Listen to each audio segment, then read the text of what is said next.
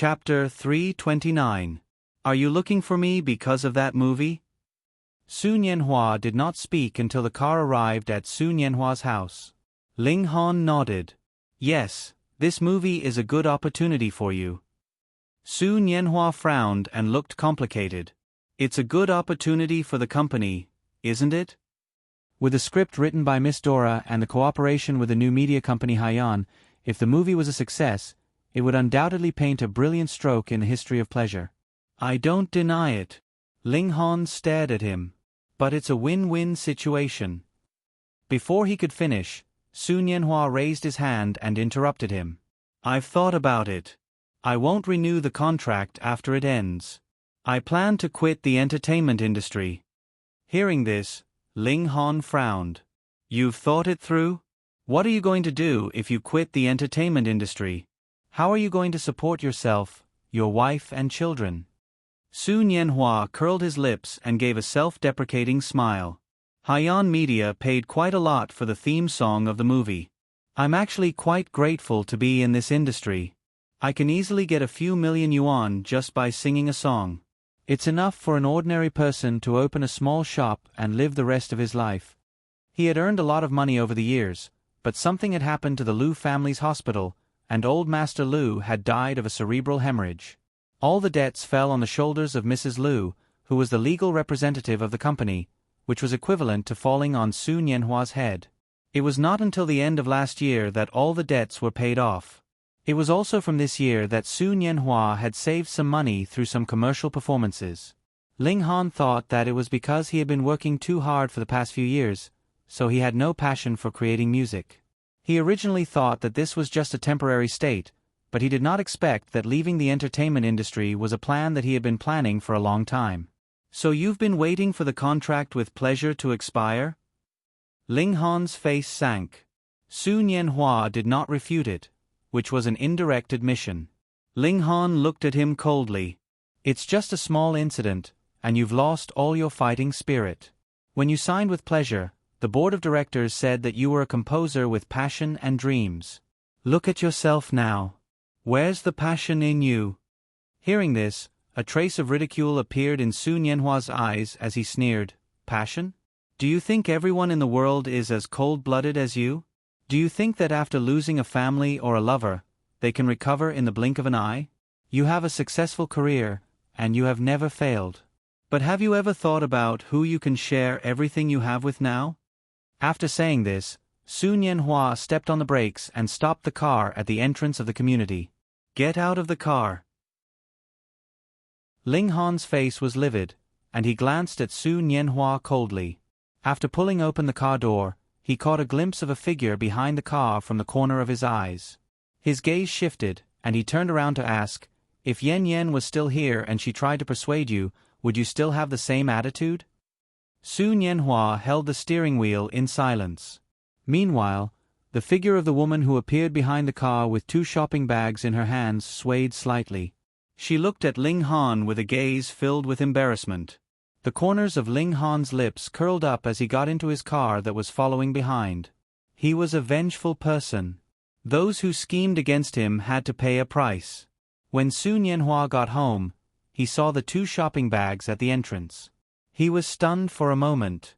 When he thought about Zhang Rou's usual habits, he understood. He complained about her throwing things around again and helplessly sorted the things in the 2 bags into the refrigerator. Why did you put things at the entrance again? Don't you find it disgusting to put food and shoes together? When he finished complaining and walked into the living room, he found that there was no one in the living room. However, there was a rustling sound coming from the bedroom. Not long after, Zhang Rou walked out with a suitcase. She looked like she was going on a long trip. Where are you going? You have so many bags. I'm going back to my hometown. Take care of Jingjing for the next 2 days. Su Nianhua stood up from the sofa. Back to your hometown? Why are you suddenly going back to your hometown? What happened at home? My mom is sick. I'm going back to see her. She's sick. I'm going back with you. It's nothing serious. Besides, don't you have to prepare the theme song for the movie? Just take good care of the child. Zhang Rou left in a hurry. She only left a few words. She did not even say when she would be back. Su Nianhua stood at the entrance with a blank face. When he realized that Zhang Rou was angry, she was already on the plane to Iceland. During the 5 years of marriage, she had many ideas about traveling around the world with him. However, they all failed in the face of reality. When she graduated, Su Nianhua proposed to her while she was pregnant. She still remembered the feeling of winning the lottery clearly. It was like Cinderella finally married a prince. They should have lived a happy life in the future. However, the days after marriage were like drinking water. Only the person who drank it knew whether it was hot or cold. She knew that there was someone else in her husband's heart, a woman who was already dead. It was ridiculous to think about it. A person could never win against a person who no longer existed because she was already dead. Therefore, what remained in his heart would be more and more beautiful day by day. Even if they had their share of unhappiness, the dead was more important. After her death, he would only think of her goodness. A living person could never compare to her. In the airport of Iceland, after getting off the plane, Yi Huanyan felt cool and comfortable. In September, Iceland was still in the season suitable for tourism. The average daily temperature was mild, but it was still much colder than the weather in China where people could still wear short sleeves. When they were on the way to Iceland, they were forced to land on an unknown island due to turbulence. This caused the plane to be delayed for 3 hours. When they arrived, the sky was already dark. Her phone was out of battery. She could not contact the person who was supposed to pick her up. She did not have any foreign currency in her wallet. She could not spend the money in her wallet. Yi Huanyan felt that this might be the most unlucky she had ever been on a trip. She pulled her suitcase and looked for a global chain McDonald's near the airport. She planned to borrow a place to charge her battery. However, before she reached the place, she met a lone robber on the empty road. In the dark night, when she realized that a man in a black raincoat was following her, she realized that there was no bottom line to being unlucky. Just when you thought you were unlucky enough, there would always be something that told you that you could be even more unlucky. The bearded robber was mumbling something, but Yi Huanyan guessed that he was probably saying, "Hand over all your money." Therefore, she rummaged through her wallet and handed over a stack of bright red money. However, he flipped it over, and the money flew all over the road. Yi Huanyan saw the gun on his waist. She took off her watch and rings with trembling hands and handed them to him. He still looked impatient. "Sister, why are you here? My husband and brother-in-law are waiting for you at the airport." Suddenly, a clear voice sounded from behind them. The robber and Yi Huanyan looked in the direction of the voice at the same time. They saw a Chinese woman wearing a khaki windbreaker. She was standing 5 meters behind Yi Huanyan with a suitcase. She was looking at them calmly. Chapter 330.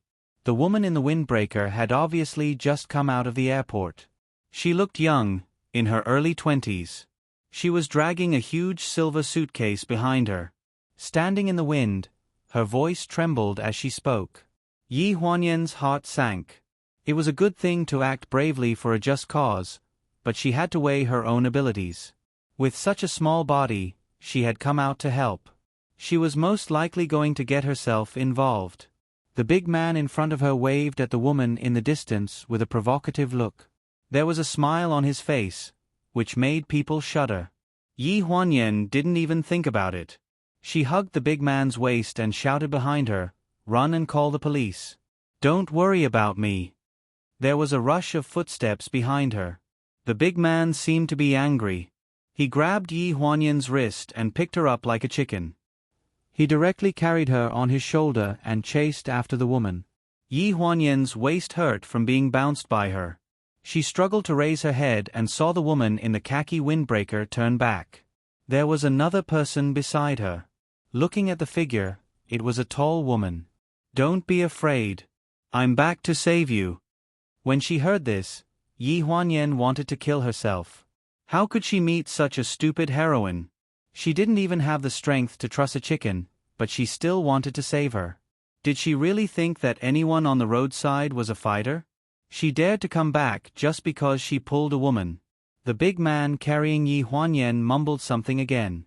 She didn't know what he said, but Yi Huanyan felt her legs go soft and she fell on the ground. When she raised her head again, the two people in front of her were already wrestling. For a moment, she thought that she had seen wrongly. The woman pulled back by the woman in the windbreaker was very skilled. She was fighting with the big man, who was at least 185 meters tall, but she was not at a disadvantage. The woman in the windbreaker hurriedly pulled her up from the ground and asked with concern, "Are you okay?" Yi Huanyan looked at her gratefully, then looked at the fighting scene in front of her with a shocked expression. "I'm fine. This girl, where did you find her? With her skills, is she from the local riot police?" The woman in the trench coat shook her head like a rattle drum. "She just got off the plane too. Her family runs a martial arts school. I came here on the same flight as her, so I know her. Didn't you just ask me to look for the police? I just happened to meet her." The fight had caused quite a commotion. 2 fire hydrants by the roadside had been kicked to smithereens, and water spurted out, triggering the alarm system. Before Yi Huanyan could react, a group of airport riot police surrounded them in the hazy fog. At the airport police station, the 3 of them were brought to the interrogation room. After their documents were checked, they found a person who was good at English to communicate with Yi Huanyan. It was not easy to explain the situation clearly. "What? You're saying that the burly man was a police officer? Not a robber?" Yi Huanyan could not believe it. "But he was clearly holding me hostage." The blue-eyed police officer in front of her frowned, then turned to call in the bearded man from earlier. He took the initiative to act as the interpreter between the two of them. "He said that when he saw you walking alone on the airport road, he wanted to remind you that it was very foggy at night and that it was easy to get lost. But you kept giving him your wallet and watch, so he knew that you misunderstood him. He wanted to explain, but you couldn't understand him, so he simply took you to the police station. Then, a girl who knows Chinese kung fu appeared out of nowhere and fought with him." Speaking of this person, the bearded man touched his head, a little confused. This could be considered a huge blunder. Fortunately, the people in the police station were not bad. They did not ask Yi Huanyan to compensate for the broken fire hydrant. After a simple report of the matter, they informed the other 2 interrogation rooms to let them go. Yi Huanyan waited at the door of the interrogation room. Not long after, the girl who knew kung fu walked out while stretching her shoulders. While walking, she muttered, "What the hell are you talking about? Why are you babbling?" Yi Huanyan's face changed when she saw her. Little 5. Although her hair was dyed black again, she was dressed more feminine, and she looked a lot more mature than 5 years ago. She still looked stubborn. It was very foggy at night. If it were not for the fog, she would have recognized her on the road. Hearing the words Little 5, Chen Yin's face froze. She stopped moving her arms and looked up at Yi Huanyan in surprise. "What did you call me?" No one had called her Little 5 for many years. Yi Huanyan forgot about her feelings and said excitedly, "Little 5, you don't remember me. I am—" The words came to an abrupt stop. For so many years, she had called her Dora and Gu Huanyan. Now, she did not know how to introduce herself to her old friends. "You are—" Chen Yin frowned and looked at Yi Huanyan. "You called me Little 5. Chen Yin had only been called Little 5 by 5 people in her life. That was 5 years ago in Lonjiang City's No. 4 women's prison. Yi Huanyan clenched her fists and explained, "I am Yi Huanyan." In fact, she had never thought of hiding her true identity from anyone. It was just that some old friends were difficult to meet in their original appearance. Xiaowu was not one of those people. She still remembered that 5 years ago, there was a warm period of time in the women's prison where they depended on each other. Chen Yin's face froze and she looked at Yi Huanyan in disbelief. "Sister Yan Yan. You said you are my sister Yan Yan?" She stared at Yi Huanyan in a daze for a long time before hugging her. "How did you become like this? You used to be— Oh my God." Yi Huanyan was stunned. She thought she would have to spend a lot of time explaining to Chen Yin why she looked like a different person. She did not expect this girl to be as open-minded as before. She completely believed her when she called her Little Five. "Oh my God, where did you get plastic surgery? You are so beautiful. Is it popular to have plastic surgery like this? Recommend me to go too. I want to have my eyes opened." When she heard this, Yi Huanyan's mouth froze and she said embarrassedly, "Little Five, I will explain it to you later. You just got off the plane too? Where are you staying now?" "I came to Iceland with my brother for the competition. We are staying at the Foggy Island Hotel." "Sister, what about you? What a coincidence, me too." Chen Yin was excited. She suddenly slapped her thigh and said, "Oh no, I am afraid my brother is still waiting for me at the entrance of the airport." As she spoke, she pulled Yi Huanyan's hand and ran towards the gate. The big man who had fought with her in the police station kept giving her a thumbs up. She turned around and blew a loud whistle. "Sister, help me translate. Tell them to come and watch my competition the day after tomorrow." Yi Huanyan did not know whether to laugh or cry. She turned around and waved at the police at the entrance of the police station and helped her translate. The two suitcases in Chen Yin's hands whirred and they arrived at the entrance of the airport in the blink of an eye. A group of burly men in uniforms stood in front of the airport van. When they saw Chen Yin from afar, they suddenly shouted, "She is back! That girl is back! Over there! Stupid girl, you are running around again." A dignified voice sounded out of place in the cheering crowd. The atmosphere instantly froze. Chapter 331. Chen Yin had just arrived at the entrance of the airport when the head coach smacked her on the head. The head coach looked to be in his early 30s. He was still very young, but he had an imposing aura around him. "Brother, it hurts. You still know pain? You only remember not to run around when it hurts." A group of men wearing the same uniform by the side talked about how anxious the head coach was after Chen Yin disappeared and how he almost called the police. Chen Yin stuck out her tongue and pulled Yi Huanyan, who had been ignored to the side, in front of her.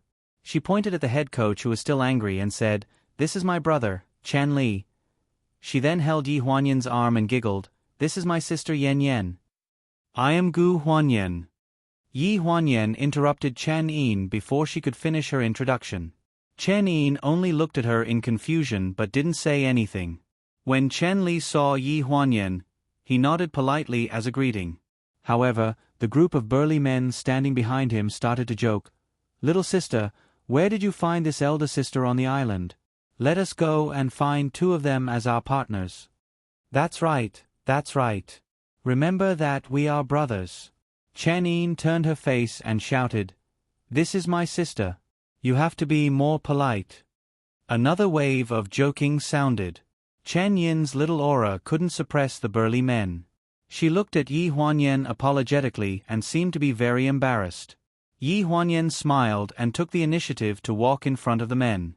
She said naturally and generously, "I met little Wu about 6 years ago. I haven't seen her in a few years. I heard that little Wu's family runs a martial arts school. You are all little Wu's brothers, right?" "Brothers, nice to meet you. My name is Gu Huanyan." At this time of the year, the island was always foggy. After 2 meters, it was almost impossible to see people's faces. When Chen Yin introduced Yi Huanyan just now, Chen Li was in the middle. The men were a long distance away from Yi Huanyan, so they couldn't see her face. They only thought of Chen Yin's crazy sister and sister. The men thought that Yi Huanyan was that kind of person, so they started to joke around. Now that a great beauty suddenly stood in front of them, everyone was stunned. Those who came out to compete were the best of the younger generation in the martial arts school. The older ones were in their early 20s, while the younger ones were only 15 or 16 years old. When they saw a great beauty like Yi Huanyan, who had both looks and figure, several of them blushed and were too embarrassed to speak. Chen Yin knew the temperament of her brothers the best.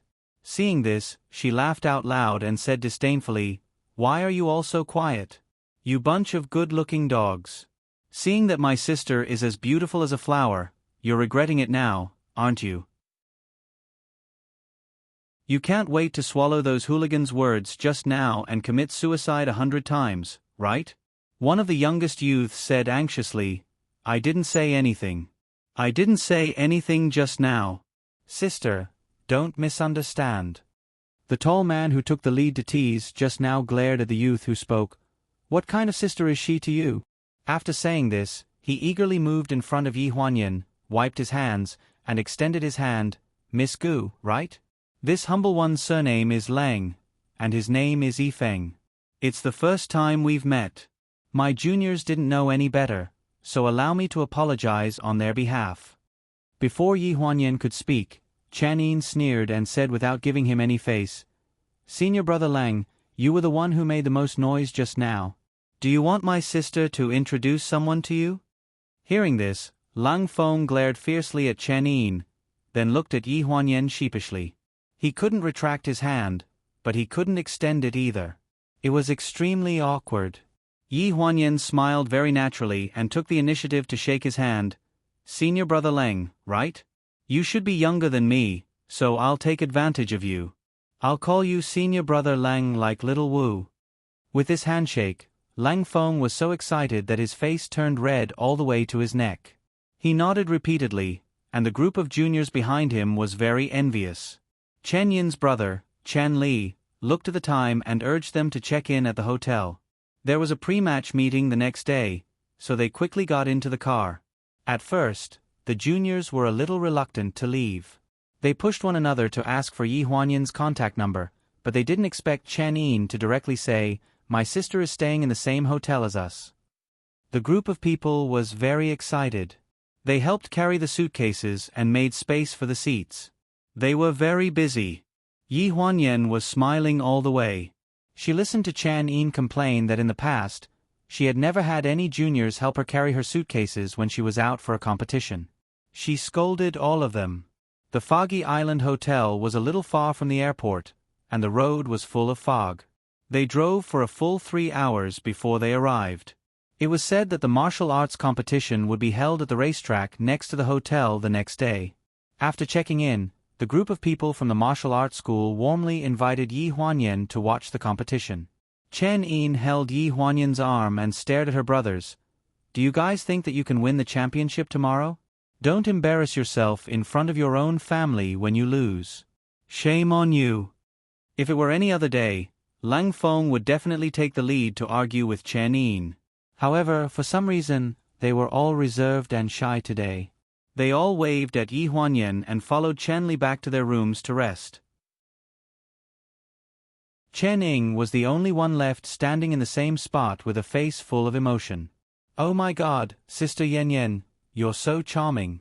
In just a few hours, my group of shameless seniors and juniors have changed their temperaments. They're usually so arrogant. Well, I think that your juniors are quite cute. Didn't you want to listen to me talk about what happened to me in the past few years? Come on, let's go to my room. Yi Huanyan pulled her suitcase and waved the room card in her hand. Chen Ying nodded. She had only taken 2 steps when she suddenly stopped. She stared in the direction of the check-in counter without blinking. Sister, wait for me. I saw an acquaintance. With that, she ran towards the counter. A woman in a khaki windbreaker stood in front of the counter. She looked young, in her early 20s. She had a very sweet appearance and a mature charm. The moment Yi Huanyan turned around, she vaguely felt that she looked familiar, but she could not remember where she had seen her before. Chen Yin pulled her to the front and introduced her excitedly. Sister, this is Zhang Rou. She is the one who stood up for you on the airport road. She came on the same flight as me. If she didn't ask me to save you, I wouldn't have met you. Yi Huanyan was slightly stunned. She felt that she had heard this name before. As she was thinking, Zheng Rou reached out her hand and smiled very gently. Hello, I am Zheng Rou. I am Gu Huanyan. After Yi Huanyan introduced herself, Zheng Rou was stunned for a moment.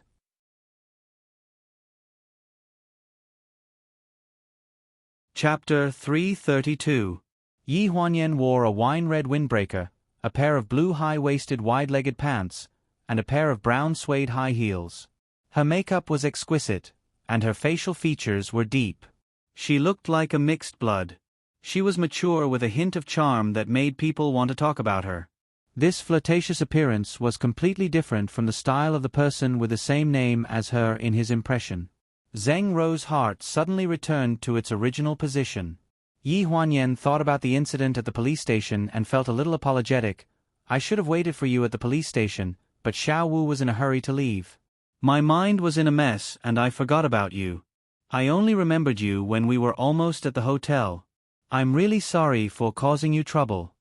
Zheng Rou waved her hand. It's okay, it's okay. But it's really a coincidence that you're staying in the same hotel as us.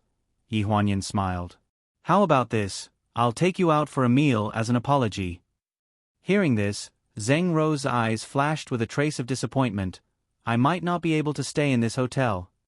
Chen Yin's eyes also dimmed. What's wrong? Chen Yin sighed. Just now, Xiao Rou was checking in at the counter, but the counter said that all the rooms were full, so she couldn't stay. How could that be? How could they say that they couldn't stay when they booked in advance? I'll go and reason with them. Yi Huanyan frowned and was about to pull her luggage to the counter. Zheng Rou hurriedly stopped her. Don't go, it's my problem. Yi Huanyan was slightly stunned and turned her head in confusion. After explaining for a while, he found out that Zheng Rou came in a hurry and did not book a hotel in advance. He thought that the Misty Island Hotel had the most rooms on the island, so there should be some vacant rooms. He did not expect that the next day would be the joint martial arts competition between Northern Europe and China, so the whole hotel was full of people from various martial arts schools. I do want Sister Xiao Rou to stay with me, but our dojo is a suite. There are too many big and burly men in there, and they are too reserved when they see women. If we don't hold a meeting in these 2 days and affect the competition, my brother will definitely not agree. Chen Yin sighed helplessly. What's so difficult about that? Just stay with me. Yi Huanyan smiled at Zheng Rou. I'm also staying in a suite, but there's only one bedroom. If you don't mind, you can squeeze with me. I'll ask the hotel to add another bed for the bedroom. Really? Zheng Rou's eyes lit up. That's great. She was already in a bad mood, and when the hotel had no rooms, she was in a terrible mood. She did not expect to see a light at the end of the tunnel. In the hotel suite, Yi Huanyan put down her luggage and changed into slippers. She asked the 2 people behind her to sit as they pleased. Zheng Rou was still jet-lagged, so she went to the bathroom to take a shower and prepare to go to bed early. Chen Yin looked at the decoration of the suite and sighed. Sister, it must be tens of thousands of yuan for you to stay here for a night, right? You're so rich. Yi Huanyan was washing her hands in the bathroom when she heard that. She poked her head out and said casually, Your suite has 6 bedrooms, a living room, and a kitchen. Isn't it more expensive than mine? And you're talking about me? How is it the same? Our entire dojo lives there, and you live alone. It's 2 people. Yi Huanyan corrected her while wiping her hands. Chen Yin raised her eyebrows and ran to the sofa next to Yi Huanyan and sat down. Didn't you live alone before Xiao Rou came? Sister, is your husband very rich? Yi Huanyan patted her head. Can't I be very rich? I'm a screenwriter, and now I have my own company to make money. Oh right, you don't know yet, right? I'm preparing to design a costume for a movie, and I've handed it to Big Sister's company. Big Sister? Chen Yin jumped up from the sofa. Before I went abroad, I went to Big Sister's company to help her recruit bodyguards. Why didn't she tell me about this? She didn't tell me that she saw you? Don't be so agitated. Can you listen to me first? Yi Huanyan pulled her down from the sofa and said seriously, With my current appearance, other than you, no one else can recognize me. Besides, Big Sister hasn't seen me before. My assistant is the one who talks about the cooperation. Chen Yin came back to her senses and slapped her thigh. All right, Big Sister, what happened to your face? You don't have to do so much plastic surgery. You look completely different from before. Did you do plastic surgery to change your voice too? At this moment, Yi Huanyan really doubted Chen Yin's intelligence.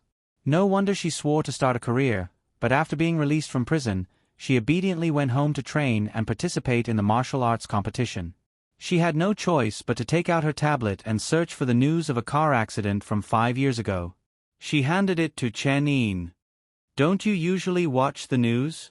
Yi Huanyan briefly talked about the car accident 5 years ago and the burns after falling off a cliff.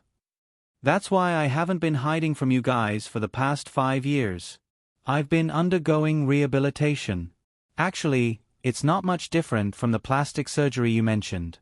Half a year ago, the last repair surgery was successful. That's why I look like this now." Chen Yin was stunned and stared at the news in a daze. Then, she looked at Yi Huanyan's face, which was completely different from before. Her tone was so relaxed that it made people think of her experience and feel sad. "You?" Before she could say anything, Chen Yin suddenly choked up. "I always thought you emigrated abroad. Third sister lied to me." 5 years ago, when she was released from prison, the first person she saw after being released from prison was Gu Fengfeng, then Su Hong, and then her elder sister, Zhuang Suqiu. Only Fu Yingxiang had been missing after being released from prison, and Yi Huanyan had only appeared once in Gu Fengfeng's mouth. She said that she had a miscarriage and then divorced and emigrated abroad.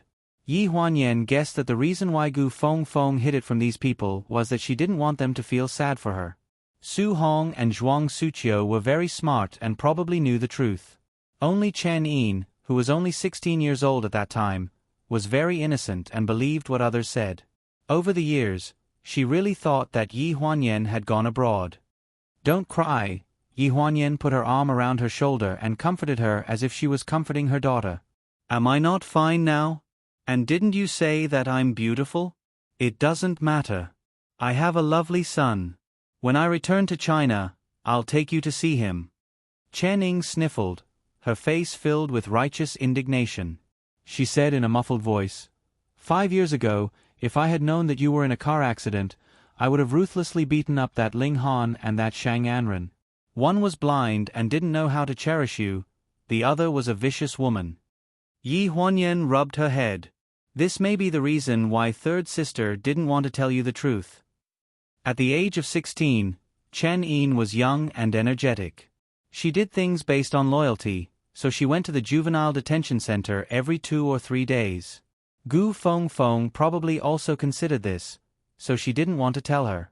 Fortunately, now that things had changed, she could face the past calmly. Friends were still friends, and sisters were still sisters. The only thing to do was to make sure that her lover could return to the position of her lover again.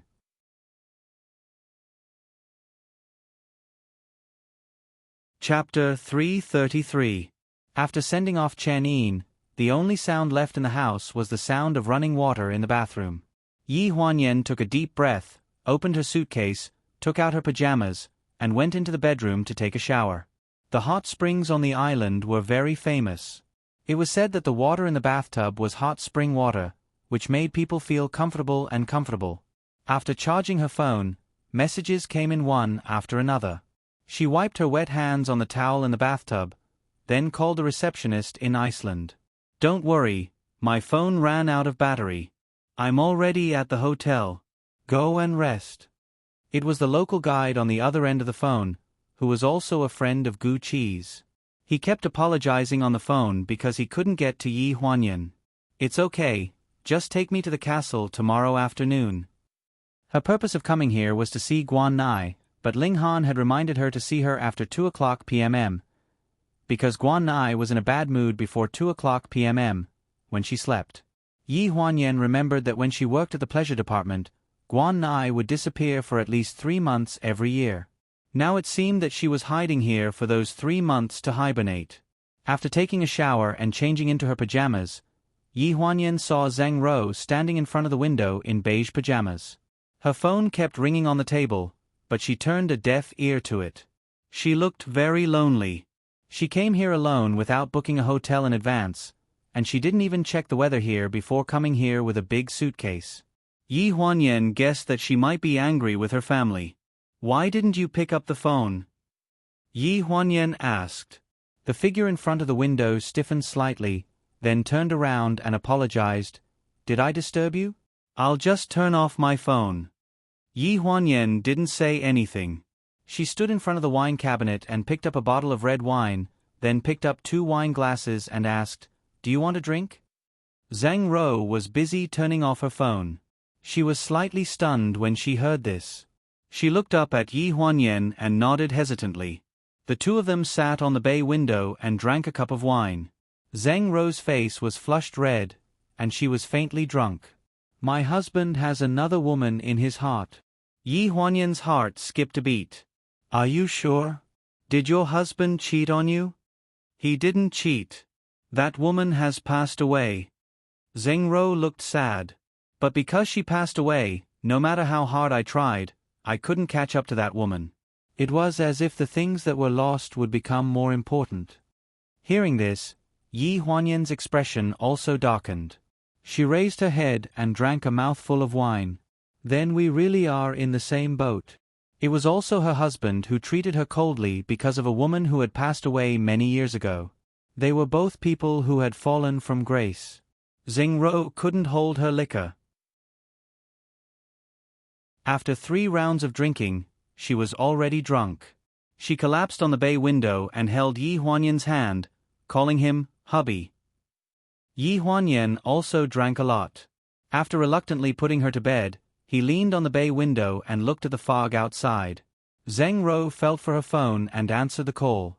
She cried and complained to the other party about how she had suffered all these years.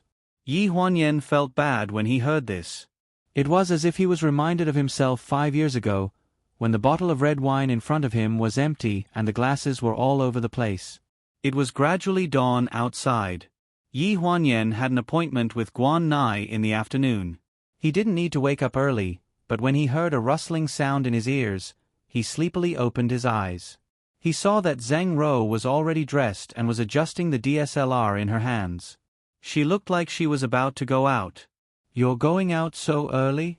Yi Huanyan yawned and turned over in bed. They had a hangover together and sympathized with each other. This was enough to strengthen their relationship. Sharing secrets was the fastest way to build a friendship. Zhang Ro seemed to be in high spirits. She had completely forgotten about last night's heartbreak. She sat beside Yi Huanyan in high spirits. "Do you want to go with me? I want to take photos of the glacier. It's so beautiful." Yi Huanyan quickly waved his hand. "No, I'm so tired. I just want to sleep." "You go, I want to sleep for a while." "Did you come to Iceland to sleep? What a pity." Zhang Ro looked regretful. Yi Huanyan sighed and tried to open his eyes. "Xiao Ro, how old are you?" 25. "Why?" Yi Huanyan stretched out a palm and 2 fingers. She said seriously, "I'm 7 years older than you. I'm 32 years old this year. I'm considered an old person. I can't stand the torment. I can't get up with a hangover like you. This is a physical degeneration." Zhang Ro smiled and put the DSLR bag behind her. "Sister Yen Yen, you don't look old. I won't disturb your rest. I'll go first." "All right," I wrote a sticky note and put it on the table. "If you want to go, remember to look for me. I'll stay until nightfall." Yi Huanyan answered unhappily. When she heard the door close, she pulled the blanket over her head and went back to sleep. At 2 o'clock in the afternoon, the local guide was waiting for Yi Huanyan downstairs. The ancient castle where Guan Nai stayed was left here in the last century. It was heavily guarded. The two of them tried to communicate with the bearded guard at the entrance for a long time, but the guard refused to let them in, let alone let them in. "Are we not allowed to enter this place?" Yi Huanyan was a little disheartened. The guide was a young woman. At this moment, she was frowning. Her innocent little face was red as she said embarrassedly, "It wasn't like this when I came here 2 days ago. At most, it was 3 days ago. People were suddenly transferred here. I don't think we can go in today. Do you want me to ask about the situation and then inform you?" Yi Huanyan sighed. "That's the only way. Sorry to trouble you. The scenery on the island is pretty good. Where do you want to go, President Gu? I'll take you there." Speaking of this, Yi Huanyan took out a piece of paper from her pocket. Is this place far from here? It's a polar glacier. The guide smiled. It's not far. I'll take you there. There should be a lot of tourists taking photos there. But it's almost the off-season, so it should be okay. The scenery there is really good. When they arrived at the destination, Yi Huanyan couldn't help but shiver. The temperature difference between different places on the island was a little big. She was only wearing a thin sweater. When she got out of the car, a gust of cold wind hit her in the face, making her shiver. The guide handed her a coat. Wear my coat first. The temperature is dropping these 2 days. It's better to wear a thick coat when you go out. The temperature difference on the island is huge. Yi Huanyan thanked him and put on the coat. She felt a little warmer. Do you need me to wait for you here? No need. Yi Huanyan waved her hand. My friend is here. I'll meet her. You can go about your business. After saying goodbye to the guide, Yi Huanyan walked along the glacier shore to look for Zhang Ro. From afar, she saw an orange-yellow figure. She was wearing a down jacket and snow boots. She was looking for an angle on the glacier. The bright orange color was particularly eye-catching in the white and blue sky. Yi Huanyan vaguely felt that she had seen this girl somewhere before. Orange top, checkered short skirt. Suddenly, a thread connected in her mind. A sweet voice came out. Sister Yan Yan, I think you are the best match for our brother Hua.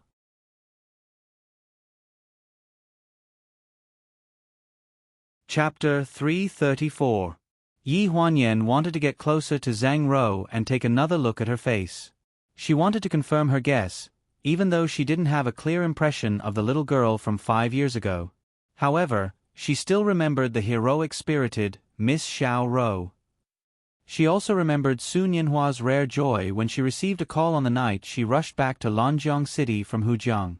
Yan Yan, I think I've found my girl. Just as she was about to get close to the orange-yellow figure, she suddenly heard a serious voice. Sister Yan Yan, don't move. Yi Huanyan was slightly stunned and stopped in her tracks. In the cold wind, the hem of her coat shook slightly. She put her hands in her pockets, and the tip of her nose was slightly red. She looked at Zhang Ro with a very gentle gaze, and there were some indescribable complex emotions in her eyes. Zhang Ro took a picture of her. You look good no matter how you take a picture. Zhang Ro ran over with a smile and showed Yi Huanyan the picture she just took. Yi Huanyan kept staring at her side profile. She didn't expect that the chance meeting at the entrance of the concert venue would become a rare fate. She was almost certain that the Zhang Ro in front of her was the snow lotus in Sun Yanhua's heart. On the way back to the hotel from the glacier, Zhang Ro kept looking at the picture in her DSLR camera. Yi Huanyan asked carefully, Last night, you told me that you had an argument with your husband, so you came to Iceland this time in a fit of pique. Does he know? Zhang Ro's expression darkened. He doesn't need to know. Besides the child, he doesn't care about anything. He married me because of the child. I wanted to come to Iceland before, but he has always been very busy. This is a good opportunity, so I came here on my own. Yi Huanyan understood. You said that he has a woman who passed away in his heart. Who is that? His first girlfriend. Zhang Ro put down the camera and pursed her lips. In fact, he's a good person. I wanted to matchmake them, but sometimes life is full of surprises. In the end, I married him, but she will never be able to get out of his heart. After returning to the hotel, Yi Huanyan ordered food to be delivered. The two of them ate in the suite's living room and chatted a lot. Zhang Ro felt that Sun Yanhua only saw her as a substitute, and that their 5-year marriage was in name only. And Yi Huanyan felt that there was a misunderstanding between the two. Actually, maybe you can try to believe that your husband really loves you. His first girlfriend was so many years ago. He has already let go of what he should have let go of. That's impossible.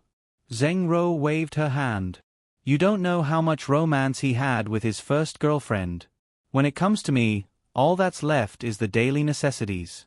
Although I say that I don't care, I still feel bad when I compare them. Have you told him these things? Zhang Ro shook her head. Yi Huanyan sighed. You eat first. I'm going to the bathroom. This misunderstanding was too deep. She had been involved in a car accident, and now she was the one who ruined someone else's marriage. Even if she wanted to reveal her identity now, it would be very difficult. She held her phone and paced in the bathroom. In the end, she sent a text message to Su Nianhua. I'm in Iceland. I met your wife. I heard that you two had a fight. Don't worry, she's with me now. She's fine. She received a reply not long after the text message was sent. It was an international call. What a rush. Yi Huanyan hurriedly picked up the call. Su Nianhua's anxious voice came from the other end. President Gu, what's the meaning of your text message? Why is Xiao Ro with you? In Iceland. What happened to her? Yi Huanyan was caught off guard by the barrage of questions. After a while, she spat out a few words. Don't be anxious. You're asking so many questions at once. Which one should I answer first? There was a few seconds of silence on the other end. Is she okay? Yi Huanyan heaved a sigh of relief. She's fine. She was in a bad mood yesterday and drank a little. She should be talking to you, right? There might be some misunderstanding between the two of you. If you don't mind that I'm an outsider, I can help you with some ideas. It depends on whether you're willing to cooperate. Go ahead. I think that if you're not busy, you should fly to Iceland. She told me that her biggest wish was to get married on their honeymoon in Iceland with her husband. Zheng Ro swallowed the food in her mouth and looked up at Yi Huanyan, who had just come out of the bathroom. She asked in confusion, Why were you gone for so long? I heard you talking in the bathroom. Yi Huanyan felt a little guilty. She avoided her gaze and said vaguely, I just received a call. It's about the company. Just as she was explaining, the doorbell rang loudly. Zhang Ro ran to open the door. As soon as she opened the door, she heard Chen Yin's noisy voice. She said that she had knocked on the door several times in the afternoon, but there was no answer. Did you guys sneak out to have fun without me?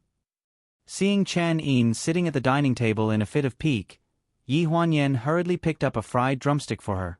Didn't you have to prepare for the competition? If I had called you, your brother wouldn't have let you go. I don't care. You guys went out to have fun behind my back. Chen Yin took a bite of the drumstick and accused the two people in front of her. Yi Huanyan and Zhang Ro exchanged a look. Both of them looked helpless. The drumstick is an apology, okay? Zheng Ro smiled and tried to smooth things over. Chen Yin swallowed the drumstick and threw the chicken bone on the table. She burped and said seriously, You think you can bribe me with a drumstick? No way. You're asking for it. Zhang Ro and Yi Huanyan looked at each other. The two of them reached out and tickled Chen Yin's armpits at the same time. She laughed until she couldn't breathe and collapsed on the sofa. I surrender. I surrender. Chen Yin raised her hands and looked defeated. Seeing that Yi Huanyan and Zhang Ro had stopped, she coughed and sat back down on the sofa. I can forgive you, but you have to promise me something first. What is it? Yi Huanyan glanced at her.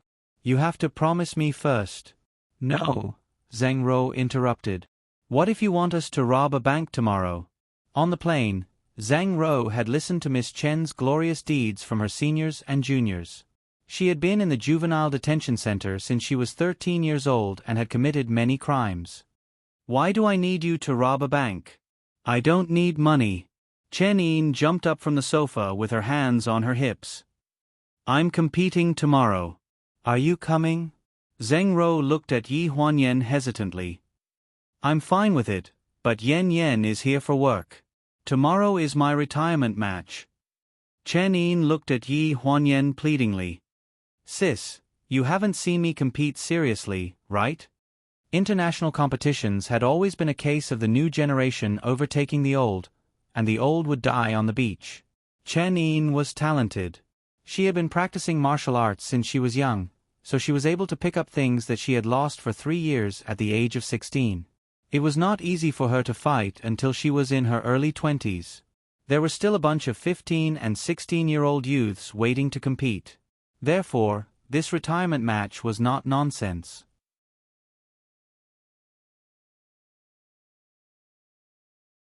Chapter 335. Let me think about it, Yi Huanyan said playfully when she saw Chen Yin's pleading look. She wanted to tease her. Zhang Rou chimed in, Sister Yan Yan is here to discuss a deal worth 200 million. If she goes to watch a competition, she might lose 100 million. Seeing how serious Zhang Rou was, Chen Yin looked at Yi Huanyan bitterly. Really? Yi Huanyan held back her laughter and nodded. She put on a righteous look and said, For your retirement match, it's fine if we don't talk about this deal. No, it's 100 million. Chen Yin waved her hands. You should go talk about the deal. My competition can be replayed on TV in the future. Seeing that Zhang Rou was about to burst out laughing, Chen Yin's phone rang in her pocket. She jumped up from the sofa in shock. My brother is looking for me. I have to go now. Sister Xiao Rou, you have to come tomorrow. Before Yi Huanyan could explain to her about the 100 million yuan, she ran out like a gust of wind. Yi Huanyan and Zhang Rou looked at each other. Isn't it bad to lie to her? Zhang Rou laughed. Why don't I chase after her and tell her clearly? She looks pretty disappointed. It's okay. She'll be surprised when she sees us tomorrow. Yi Huanyan picked up the glass of red wine and took a sip. Her eyes were full of smiles. When Yi Huanyan went to bed that night, she received a message from Su Nianhua. He said that he was about to board the plane and would arrive at noon the next day. Zhang Rou came out of the shower and saw Yi Huanyan smiling at her phone. She asked curiously, Sister Yan Yan, what are you smiling about? It's nothing. A friend of mine said that he's coming to Iceland tomorrow and wants to chat with me. Zhang Rou raised her eyebrows and did not ask further. When she was applying the evening cream, she saw a script on the dressing table. She was stunned. Sister Yan Yan, is that your script? Yi Huanyan nodded. Yes. I will share the joys and sorrows of the rest of my life with you. Zhang Rou read out the title of the script. Is this the cooperation you are here to discuss? Are you selling the copyright? No, I'm choosing the female lead. The female lead I want lives here. I want to see her, but it seems like there's no way to see her right now.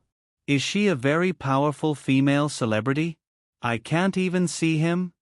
She's pretty good. Yi Huanyan put down her phone and winked at Zhang Rou. You've heard of Guan Nai, right? Zhang Rou was slightly stunned and had a look of surprise on her face. You mean, you want to invite Guan Nai? Shoo.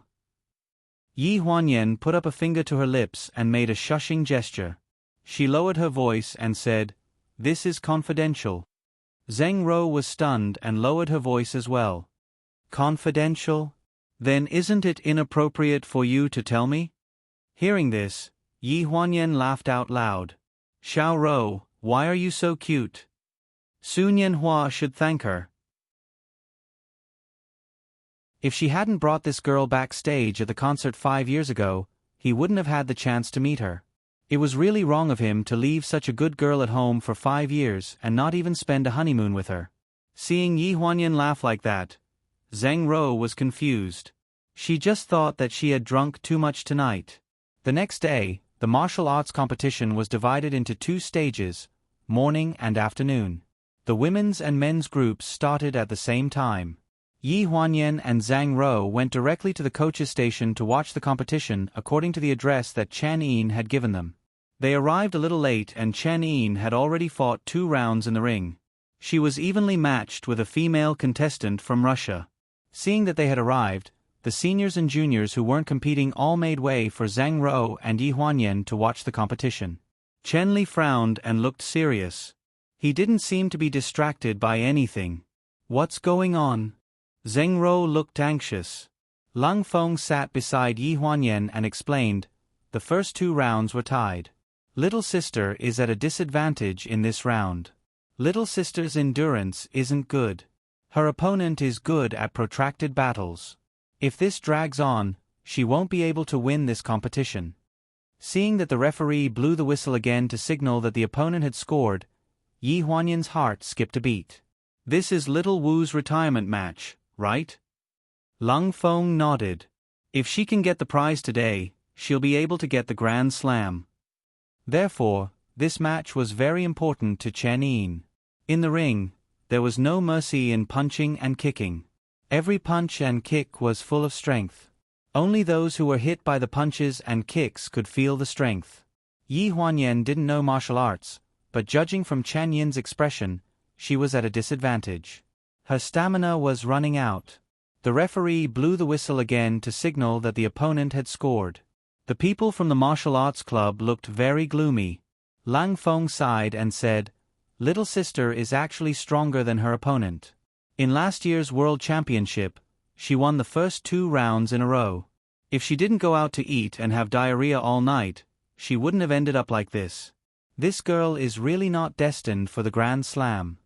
Hearing that, Yi Huanyan and Zhang Rou looked at each other. That drumstick from last night. The two of them felt even more guilty. In the ring, Chen Yin was completely suppressed by the opponent. She could barely get up. The crowd sighed. Yi Huanyan was regretting when a cold wind blew beside her. Zhang Rou suddenly stood up and shouted to the ring, "Chen Yin, Sister Yan Yan is here to watch you compete. It's 100 million. If you lose, you'll lose 100 million and your prize money." While they were talking, Chen Yin suddenly exerted her strength on the stage. She did a cop flip and threw her opponent over her shoulder. She scored 10 points straight away. Then, she launched another series of fierce attacks. Under the astonished gazes of the audience, her opponent was knocked off the stage. The referee was still in a daze, but the crowd was already cheering. In this match, Chen Yin from China's elite martial arts club wins. Who said that the power of money was not great? Money could make the devil turn the millstone. It could even turn Chen Yin's defeat into a victory. In this competition, 3 out of 6 would advance to the next round. After this round, they would rest well in the afternoon and draw lots to decide the winner of the competition. For Chen Yin, winning this round was basically a foregone conclusion. The championship trophy would be a piece of cake. However, even she didn't expect that this match would actually be won by relying on a joke. After the championship match in the afternoon, Chen Yin held the trophy and left the ring. She refused to be interviewed by the reporters and threw the trophy to her brother. "If there's anything, you can ask my brother. I'm leaving first." After saying that, she pulled Zhang Rou and Yi Huanyan and left the scene. In an ice-themed restaurant on the island, the 3 of them sat around the stove and ate mutton hot pot. In the fog, Yi Huanyan received a call from the tour guide. After hanging up, she sighed. "What's wrong? Why are you sighing? Sister Yan Yan, this is not your style." Chen Yin swallowed the shrimp in her mouth and looked puzzled. "Is it because you can't enter the castle?" Zheng Rou asked with concern. Yi Huanyan nodded and dipped the mutton in the pot with a dispirited expression. "Castle?" Chen Yin put down her chopsticks. "You want to enter the castle? Ask me."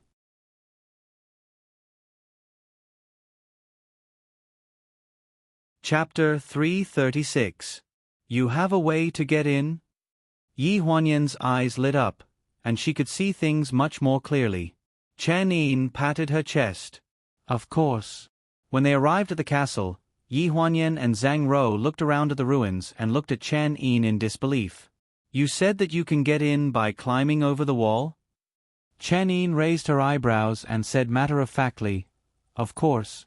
Last year, when we came here for the competition, we played for half a month. Every few days, we would go there to play. Every time we came, the castle would be heavily guarded. They said that some Eastern European royal family lived there, and they wouldn't let us in. My senior brother Leng and I couldn't accept it. Why can't we enter? I heard that this used to be a scenic spot. You can climb up, but we can't get down." Yi Huanyan's mouth stiffened, and she looked helpless. "It's okay. There's a big grassland below. This castle is very warm. There's heating under the walls, and it's like spring all year round in winter." Chen Yin sat on the wall and described the scenery vividly. Yi Huanyan and Zhang Rou looked at each other. They shouldn't have trusted this girl. "Hey, What are you two hesitating for? No one will find this place. No, I don't think that's good. Yi Huanyan frowned. While they were talking, a few silhouettes holding flashlights appeared from the fog in the distance. They seemed to have heard the commotion on their side as they spoke in an incomprehensible language. In a moment of desperation, Zheng Ro snatched the bag from Yi Huanyan's hand, took out the script, and handed it to Chen Ying, who was on the wall.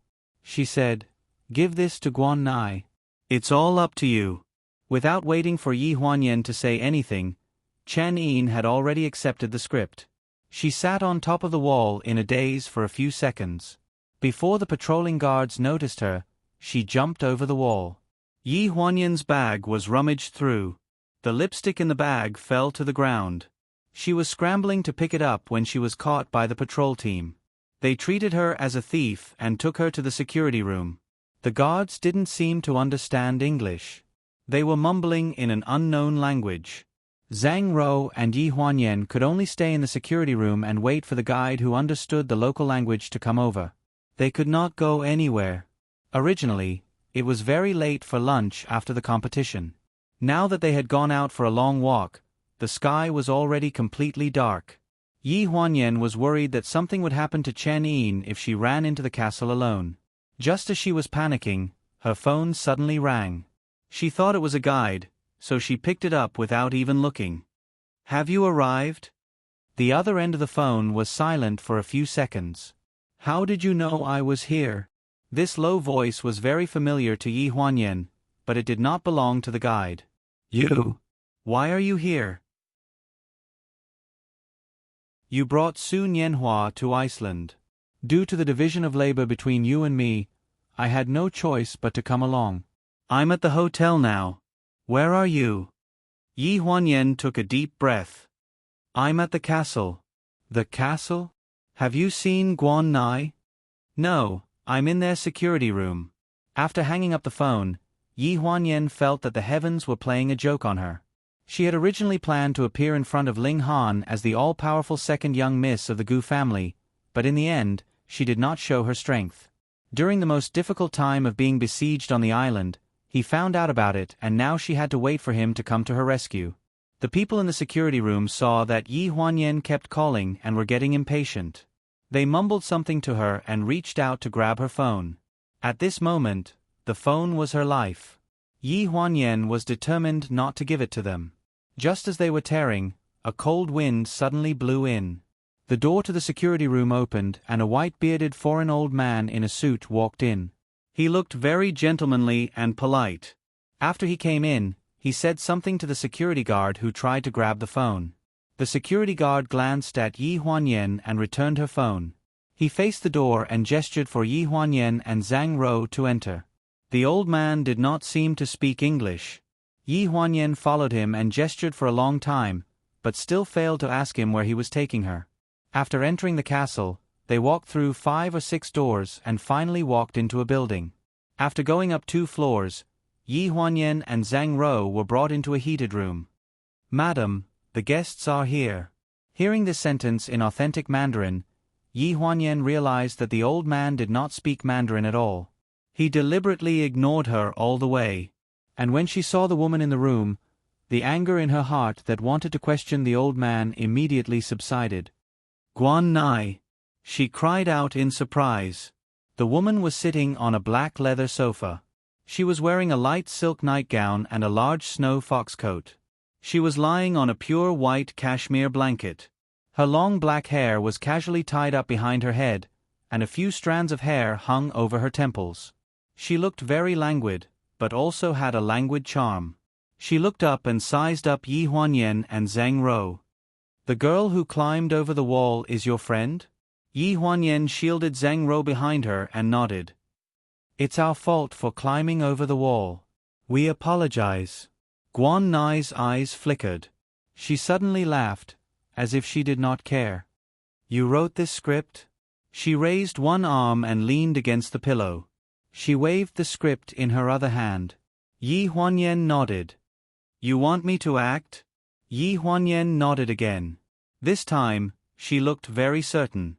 Guan Nai suddenly stood up. She stood barefoot on the blanket and walked towards Yi Huanyan.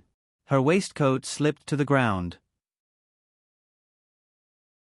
The wide lotus-leaf sleeves made her look as beautiful as a fairy. "You really wrote this script yourself?"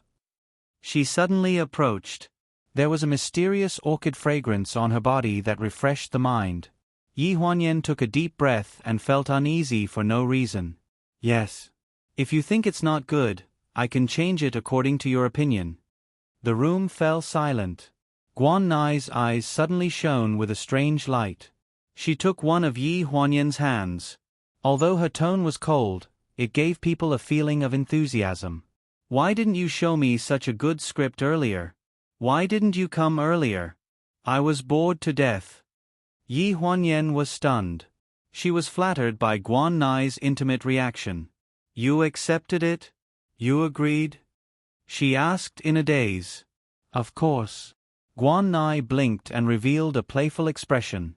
She explained, "Most romance dramas are written with nonsense. Your script is different. I like it. I'll take it."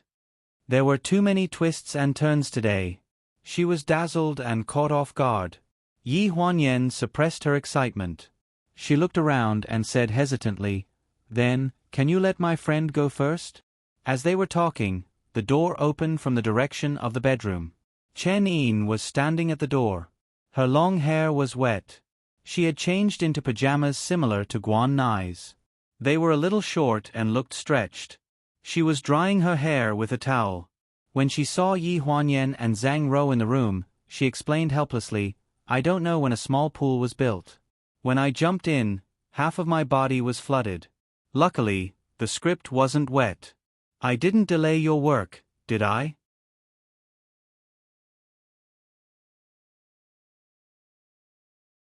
Chapter 337. Don't tell me you approached someone else first, but that person didn't have the time, so you came to me? Guan Nai flipped through the script on the chaise lounge, asking Yi Huanyan a few questions about the movie every now and then. Yi Huanyan quickly waved her hand when she heard this. "I only approached you. I asked President Ling to send the script to you, but I didn't get a reply, so I came here myself." "President Ling?" Guan Nai looked up and glanced at her. "Ling Han." Yi Huanyan nodded. On the side, Zhang Rou was drinking tea. When she lowered her head and heard the two words, Ling Han, her eyes froze. Guan Nai stared at the script thoughtfully for a while. She seemed to have thought of something, and her face suddenly fell. She closed the script and said softly, "That idiot." Yi Huanyan frowned in confusion. She didn't understand what she meant, but she was sure that the script hadn't been in her hands before she came. Guan Nai didn't seem to want to explain. She flipped open the script and discussed the details of the shoot with her. The fire in the fireplace burned brightly, and it was snowing outside the window. The entire castle looked very romantic. Zhang Rou drank a milk tea uneasily. She glanced at Yi Huanyan from time to time with a complicated look in her eyes. Among the four of them, only Chen Ying was not distracted. She wolfed down all kinds of exquisite snacks in the room as if she had not eaten for a few days. She pointed at the burning fireplace and asked, "It's already the 21st century, and you're still burning fire for warmth. How retro." Guan Nai glanced at her and said mildly, "That's just a decoration. There's floor heating here." After this reminder, Yi Huanyan realized that the fire in the fireplace was just a projection of light. It wasn't a real fire. Just as they were chatting, the butler who had brought Yi Huanyan and Zhang Rou in knocked on the door and whispered something into Guan Nai's ear. Guan Nai slumped back onto the sofa and sighed secretly. "How boring." The butler looked at Yi Huanyan. Miss Gu needs to rest. You should leave." It was already late at night. Yi Huanyan looked at Guan Nai apologetically. "Sorry to disturb you." "It's okay." Guan Nai waved her hand nonchalantly. "I'm not sleepy. I sleep a lot during the day. If I didn't have something to attend to today, we could continue talking about the script. Come find me tomorrow at 2:00 p.m. Hearing this, Yi Huanyan nodded and got up to leave. "Thank you so much." The moment she got up, Zhang Rou and Chen Yin followed suit. Chen Yin was still holding a bunch of snacks in her arms. She asked shamelessly, "Miss Guan, can I take these with me?" Guan Nai nodded with a smile and glanced at the butler. "Bring more snacks for her." Chen Yin followed the butler to get the snacks. Zheng Ro was afraid that she would run away, so he followed as well. Yi Huanyan was the last to leave. When they reached the door, they suddenly heard Guan Nai's voice. "You give me the feeling that I've seen you somewhere before." Yi Huanyan paused in the act of closing the door. When she turned around, the corners of her mouth curved upwards. "Maybe it's because we hit it off with each other." When Yi Huanyan and the others left, a tall and straight figure walked out from another door of the ancient castle. He went straight into Guan Nai's room with a cold aura around him. "I thought you wouldn't want to see me." The man's deep voice echoed in the room. Guan Nai glanced at him and adjusted the cloak on her body. "If you hadn't betrayed me back then, would he have known that I was hiding here every year? It's all because of you that I'm trapped in this dark place. If I'm still willing to see you under this kind of hatred, then I'm really magnanimous." Ling Han's face stiffened slightly. He explained, "It was an emergency back then. Besides, as long as you want to go out, no one will stop you. They're just here to protect you." "Who needs their protection? There are only so many people on this island." "You're crazy." Guan Nai's eyes flashed with impatience. "What are you doing here? If you're here because of President Gu and the script, she has already discussed it with me. I'll go back to China with her to attend the opening ceremony." Ling Han frowned. "Did you tell William about this? Why should I tell him about my business?" "But he told me that you're already 2 months pregnant." Ling Han's cold voice echoed in the room. It was a little worried and concerned. Guan Nai's voice disappeared for a few seconds. She pulled the blanket on her body, leaned against the pillow and closed her eyes. "I like this script. It has nothing to do with whether I have a child or not. The plan won't change. If you want to tell him, then go ahead. It's not the first time you've done this kind of thing anyway." Ling Han looked at the sleeping posture of the woman lying on the sofa behind the coffee table and sighed silently in his heart. "Consider it as me owing you. I will help you keep the matter of your filming a secret. As for how long I can keep it a secret, it will depend on when he comes here to see you." Hearing this, the woman on the sofa suddenly opened her eyes. There was a faint light in her eyes. "Don't worry. If I don't agree to let him come, he won't dare come." When Ling Han left, Guan Nai turned her body so that her back was facing him. She said in a muffled voice, "If you like someone, you have to let her know that you like her. That way, when she's in the rain and wind, she'll feel warm when she thinks about how someone used to like her. The way you did things in the past, only a stupid woman like her would be so devoted to you." Ling Han held onto the round white door handle, and there was a thick layer of grief between his brows. "There's no point in saying these things now." He closed the door so hastily that he did not hear the 2 words that were drowned out by the sound of the door closing. "Not necessarily." Guan Nai frowned as she looked at the tightly shut door. Fog Island Hotel. After returning from the castle, Zhang Ro had been a little worried. As soon as she arrived at the hotel, she said that she had left something at the hot pot restaurant and had to go back to get it. Only Yi Huanyan went back to her room alone. The hot pot restaurant was next to the hotel. Although it was the middle of the night, she was not worried that something would happen to Zhang Ro, so Yi Huanyan went back by herself. Because she had finished talking about the script with Guan Nai, she was in a good mood. She went back to the hotel room and took a shower. When she came out of the shower, she heard the doorbell ring. Wearing a thick bathrobe, she tied the belt around her waist and went to open the door. "Where's Xiao Ro?" As soon as she opened the door, Su Nianhua rushed into the room. He looked around and impatiently looked for Xiao Ro. Yi Huanyan was left standing at the door. A furry little head was in her arms. "Mommy." Her eyes flashed with a trace of astonishment. "Make a scene? Why are you here?" Naneo looked up from her arms and blinked. "Jingjing and Jingjing's father brought me here.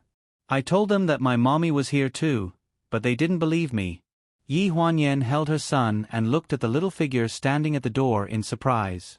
The little girl had 2 Nezhokyu tattoos on her forehead. She was looking at her curiously with her head tilted.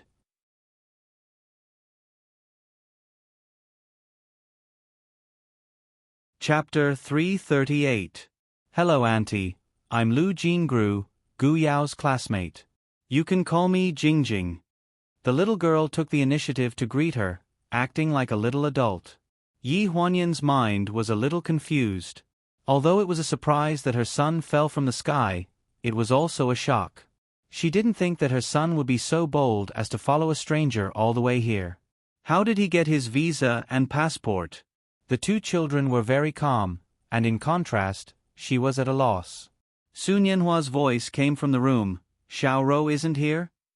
Yi Huanyan came back to her senses and led the 2 children into the house. As she walked, she explained, she went to the hot pot restaurant next door to get something and will be back in a while. Why are you here? Didn't you do as I told you? Sun Yanhua frowned. I want to see Xiao Rou first. I have something to say to her.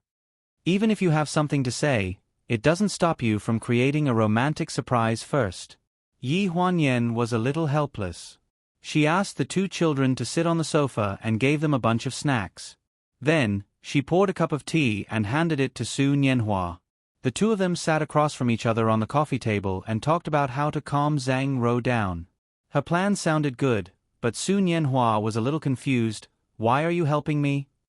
She was neither a relative nor a friend, but she went through so much trouble to help him coax his wife. It made him feel uneasy. Because I want you to be the male lead in my movie. Yi Huanyan's answer was very straightforward.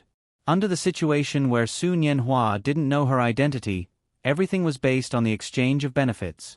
It was the easiest way to make him let down his guard. After chatting, Yi Huanyan found out that Jingjing was the classmate that Naneo had mentioned before she came to Iceland. After she boarded the plane, Naneo followed the little girl home. Sun Yanhua had seen Naneo in kindergarten and took the initiative to contact the people at Haiyan Media. In the end, he couldn't stand Naneo's pestering and had to let him stay at his house. Later, when he wanted to come to Iceland, he was worried about leaving Jingjing alone at home. Naneo also insisted on coming, so he brought both of them along. It was to repay Yi Huanyan for helping him take care of Zhang Rou during this time. Gu Qi didn't call me either. Naneo must have given you a lot of trouble, right? I told him not to call. Sun Yanhua smiled. If I tell you, I'm afraid it will affect your work here. Anyway, I don't have much to do these 2 days. It's good to spend time with the child. After talking about the child, they talked about the theme song. Sun Yanhua played a sample for her. The conversation between the 2 of them was very familiar, without the awkwardness of strangers talking to each other. Jingjing held a piece of biscuit in her hand and looked at Yi Huanyan. She asked in a childish voice, Auntie, are you good friends with my daddy? Yi Huanyan and Sun Yanhua were both stunned. Yi Huanyan spoke first. She gave Jingjing a gentle smile. Auntie and your daddy didn't know each other before, but we feel very familiar with each other. So, we're kind of friends who regret not meeting sooner. Maybe we'll become good friends in the future. I see. Jingjing nibbled on the biscuit with a sweet and obedient look on her face. Yi Huanyan couldn't help but pat her little head. Daughters are the best. Jingjing is so cute. Zhang Rou walked down the corridor with a bag of supper. When she reached the door, she was about to knock, but found that the door wasn't closed. The familiar laughter in the room made her freeze. Auntie, we'll be a family in the future. The daughter she loved the most, the husband she cared about the most, was laughing in front of another woman. She suddenly thought of what Remy said to her the other day. Mr. Gu from Haiyan Media takes good care of Brother Hua. It might be a little interesting, but don't think too much about it. Although the industry is messy, Brother Hua is an artist from pleasure. Even Mr. Gu from Haiyan Media has to give Mr. Ling some face. You can trust Brother Hua's character. He was just teased by the boss of Shinya Media at a dinner party, and he couldn't wait to avoid Mr. Gu. He couldn't even talk about a collaboration. She trusted her husband's character. But he should have stayed on the other side of the ocean. Now, he was crossing the ocean with his child and chatting happily with other women. And he had never talked so confidently in front of her. The bag of snacks in his hand fell to the ground with a "pa" sound. In the room, Yi Huanyan's smile froze slightly. She vaguely heard the sound coming from the door. Instinctively, she looked in the direction of the door. Outside the crack of the door, 2 boxes of desserts fell out of a white paper bag. She quickly stood up and walked to the door. When she opened the door and saw the familiar logo on the desserts, her face fell. "It's Xiao Rou." Sun Yanhua followed behind her. When he heard that, his face froze. "What did you say?" Yi Huanyan picked up the paper bag that fell on the floor and frowned. "These are the desserts Guan Nai gave us when we went to the castle to look for her. Little Wu probably gave this to Xiao Rou." "You're saying that Xiao Rou was at the door just now?" Sun Yanhua's eyes darkened. He looked stunned.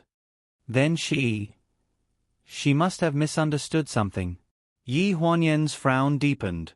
When he heard that, Sun Yanhua's eyes froze. He stared blankly at Yi Huanyan for a few seconds before he suddenly turned around and left. "Where are you going?" "It's too late. I have to find her and bring her back." Yi Huanyan chased after Sun Yanhua and turned around. She opened her arms and blocked his way. "Even if you go, you won't be able to find her." "I'll go. We'll carry out the original plan as I said." Seeing Sun Yanhua's hesitant expression, Yi Huanyan patiently said, "You just got here. You don't know where she'll go. I know better. Besides, this island isn't big. I'm sure I can find her. I'll leave my son to you." Sun Yanhua looked at Yi Huanyan skeptically. "Don't think about it. Whoever started the trouble should end it. Since she misunderstood me, I'll explain it to her myself. It's far more useful than you running there like a headless fly." When night fell, the foggy island was covered in fog. Looking for someone at night was like looking for a needle in a haystack. Yi Huanyan asked Chen Yin to split up and search the entire island. After searching for half an hour, the two of them contacted each other on the phone, but to no avail. Chen Yin panted on the other end of the phone. "We've searched everywhere, but we couldn't find her. Also, there are many places on this island that have curfews at night. No one is allowed to enter. Could she have gone to the castle? I'll go look around the castle." As she spoke, the phone beside her ear vibrated. A new call came in. "Wait a minute. I got a call. Maybe there's news from the hotel." With that said, Yi Huanyan switched the phone mode. A deep voice came from the other end of the phone. "Where are you?" This familiar voice reminded her that she seemed to have called someone to the castle, but forgot to tell him that she had already come out. I'm sorry. I'm not in the castle anymore." "Don't tell me you're still. You think I'm still looking for you in the castle?" Ling Han's tone was contemptuous. "Second Miss Gu, you think too highly of yourself. Where are you now?" "I found Zheng Rou."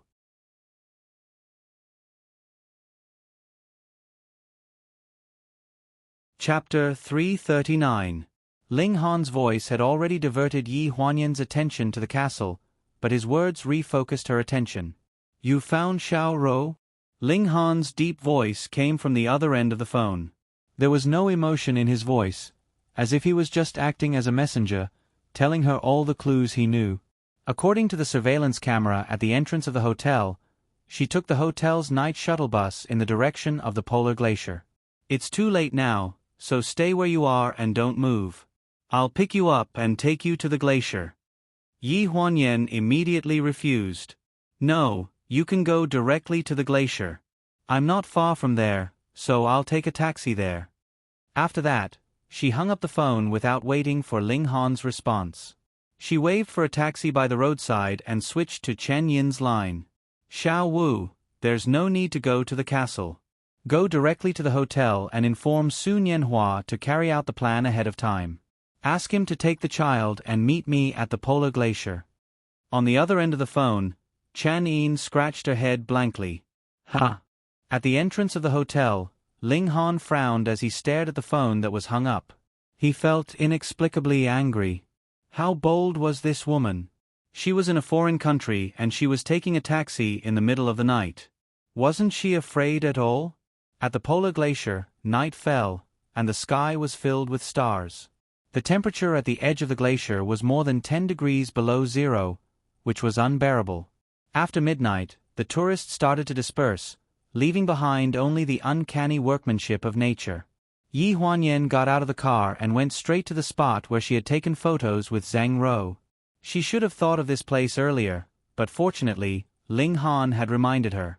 Under the starry sky, an orange-yellow figure was shivering in the cold wind. A choked voice came from the fog, and it seemed to be in great pain. "Xiao Rou," Yi Huanyan shouted anxiously. "Is that you, Xiao Rou?" The figure shrank back and sobbed. "Don't come over." Yi Huanyan quickly followed up, "I'm not going over. We'll just stand here. You don't have to move. Can you say a few words?" "What are you doing here?" Zhang Rou's voice was choked with sobs. She clearly wanted to blame her, but she did not have much of an imposing manner. "You've known my husband for a long time, and you also know who I am. Why did you hide it from me? Is it fun to treat me like a fool?" "You misunderstood," Yi Huanyan hurriedly explained. "I swear, there is absolutely nothing between me and Lu Shen that can't be revealed or that I've let you down." "You even know that his name is Lu Shen?"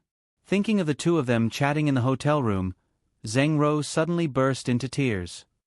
"You two have known each other for a long time, haven't you?"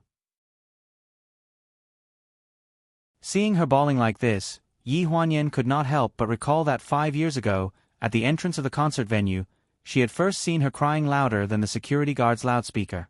She had successfully attracted her attention, and in the end, she had facilitated her marriage with Su Nianhua. By a freak combination of factors, she was the one who had been misunderstood. What was going on? "I've known him for a long time." "I've known you for a long time too, Miss Xiao Rou from Tieba." Yi Huanyan's voice penetrated the layers of fog, and intermittently entered Zhang Rou's ears amidst her sobs. She was stunned and took 2 steps back in disbelief. "How did you know my Tieba name?"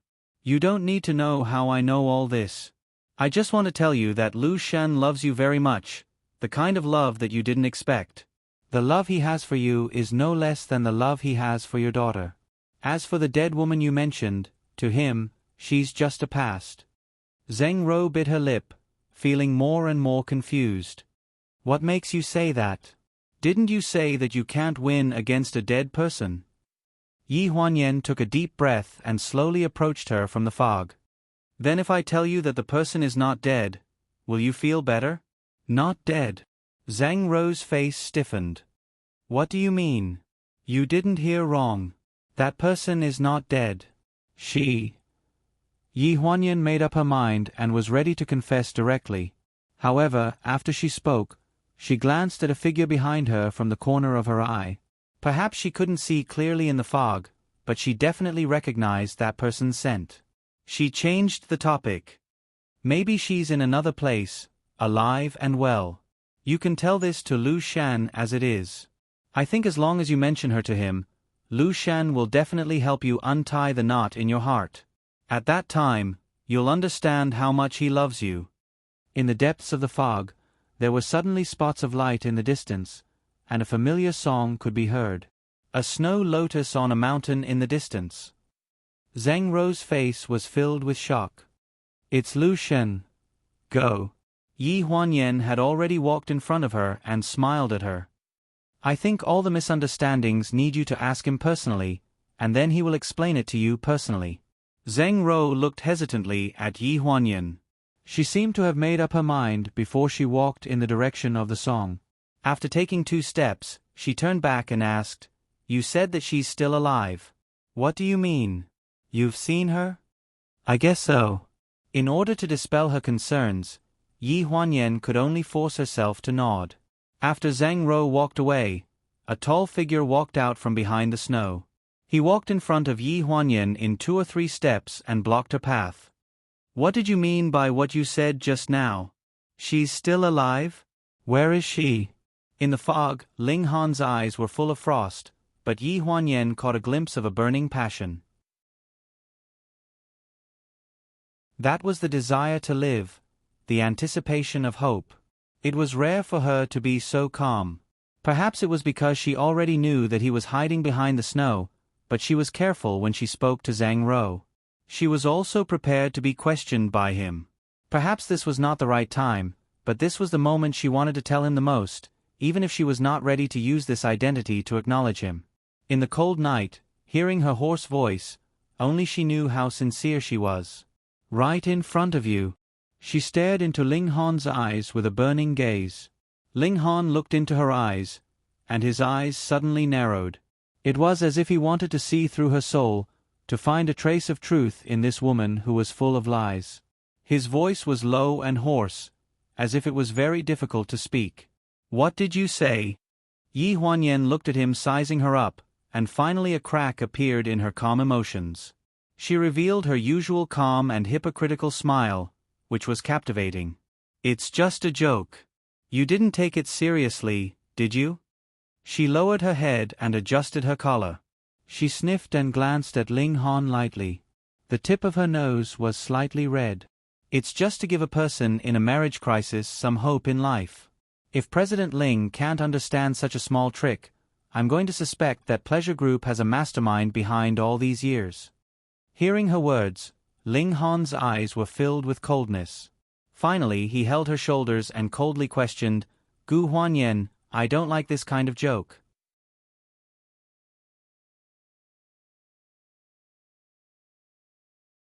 Chapter 340. I don't like it very much. Those 4 words were filled with coldness as they swept over her. Yi Huanyan struggled, but she realized that she couldn't break free from his shackles. She steeled her heart and gritted her teeth. Isn't she just a dead person? Why are you still thinking about her? Can't you cherish the people who are alive? Let go of me. If you like her, then I'm her. As soon as she finished speaking, she saw that Ling Han's eyes were red, and the veins on his forehead were popping out. The knuckles of his hands that were holding her shoulders were turning white. That sorrowful look made Yi Huanyan's heart clench for no reason. At that moment, she really wanted to muster up the courage to confess everything. She wanted to tell him everything that had happened in the past 5 years. Even if she had to tear her heart apart and start all over again, she wouldn't hesitate. But in the end, he didn't wait for her to speak. You're not her. After saying that, Yi Huanyan felt the weight on her shoulders loosen. Then, she saw his figure disappear into the fog. She didn't know how Ling Han was so sure that her identity wasn't Yi Huanyan.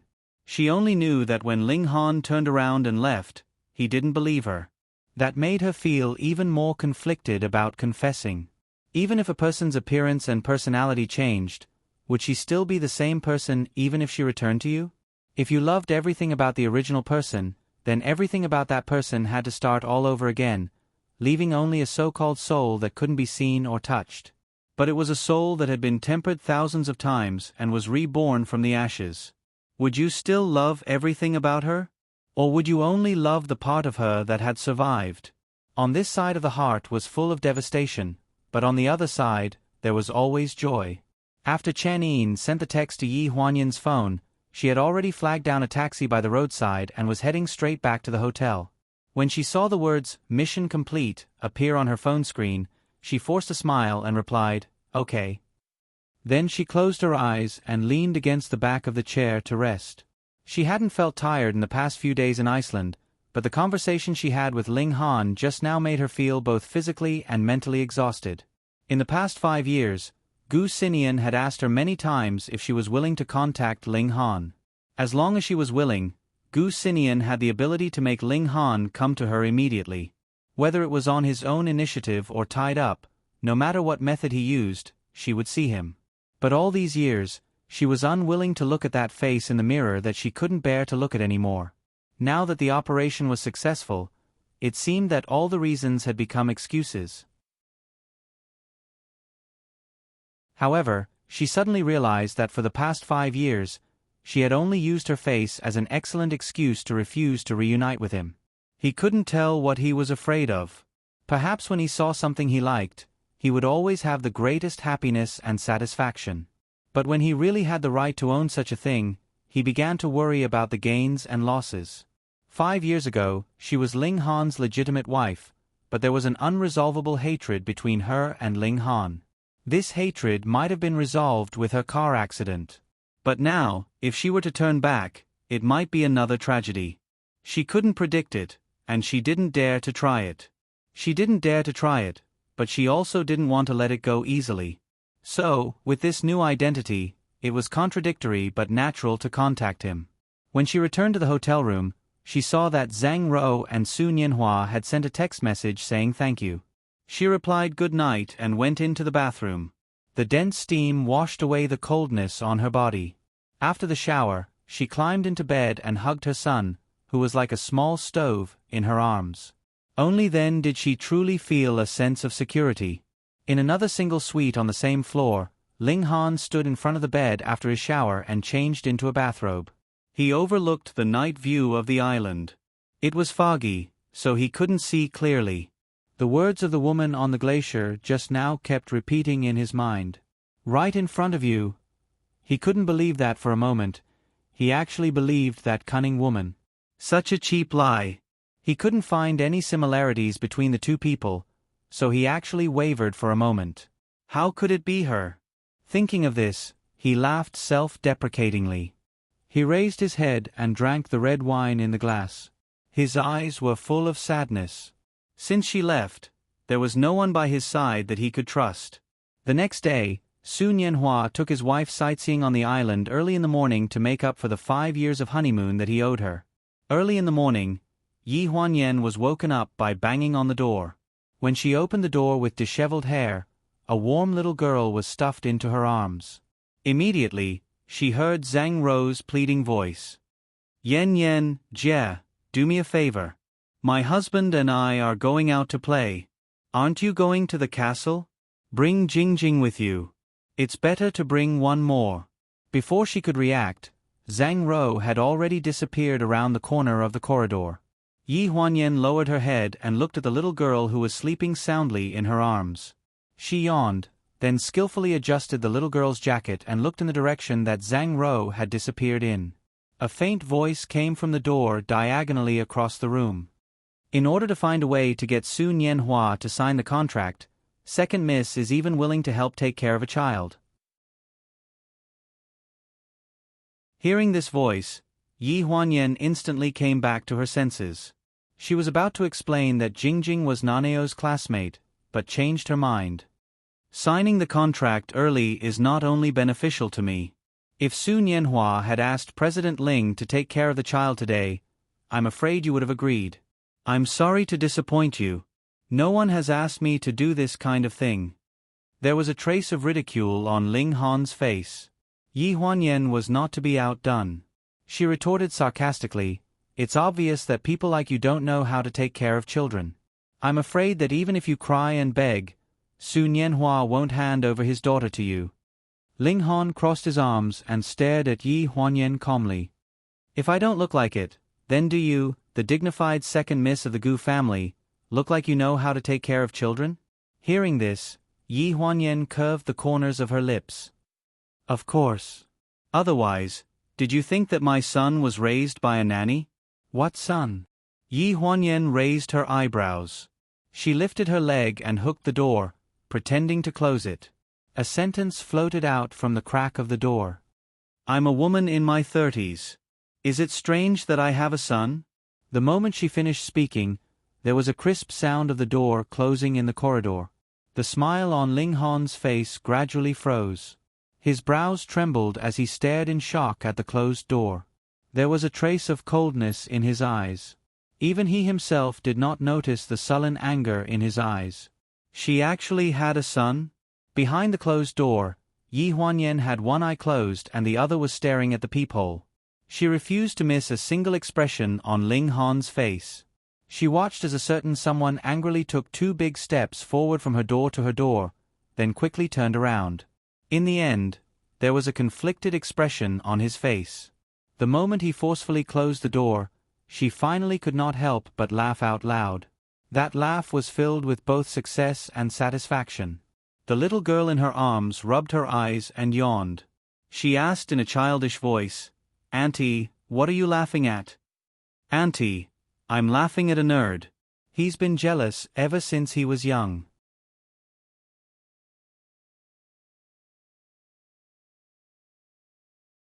Chapter 341. When Naneo woke up, there was a little face beside him. She was lying on the edge of the bed and blinking at him. She was holding a milk bottle in her arms and drinking milk slowly. He rubbed his eyes and sat up from the bed. "Jingjing, why are you here?" Jingjing was wearing cute pink bunny pajamas. Holding the milk bottle, she said calmly, "Mommy and Daddy left me with your mommy." Her voice was very sweet and cute. Naneo saw her staring at him without blinking and frowned. "Why are you looking at me like that?" When he spoke, he unconsciously showed his dimples. Jingjing raised her finger and poked his face curiously. "What's this?" A soft finger with a milky fragrance poked Now Now's face. Now Now subconsciously touched her own face. "Dimples, don't you know?" Jingjing shook her head. Her eyes were full of slyness. "I'm not talking about dimples. I'm talking about… you drool when you sleep." Naneo was stunned at first. Then he twitched his lips and gave Jingjing a look of disdain. "I don't drool when I sleep." "Really? But the pillow…" Jingjing blinked. Her little finger poked the edge of the pillow silently. There was obviously a watery stain in the middle. Looking at the saliva stain on the pillow, Naneo's mouth twitched. He held his forehead helplessly. If he told Jingjing that the saliva was his mother's, she probably wouldn't believe him. Just as he was feeling awkward, the doorbell rang and broke the awkward situation. Without thinking, Naneo rolled out of bed and rushed to the living room barefooted. "Who is it?" He couldn't reach the peephole, so he could only shout through the door. "Room service." Naneo glanced in the direction of the bathroom. The sound of running water indicated that his mother was washing up inside.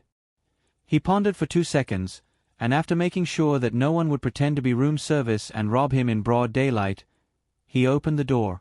There was indeed room service at the door. There were all kinds of breakfast dishes on the dining car.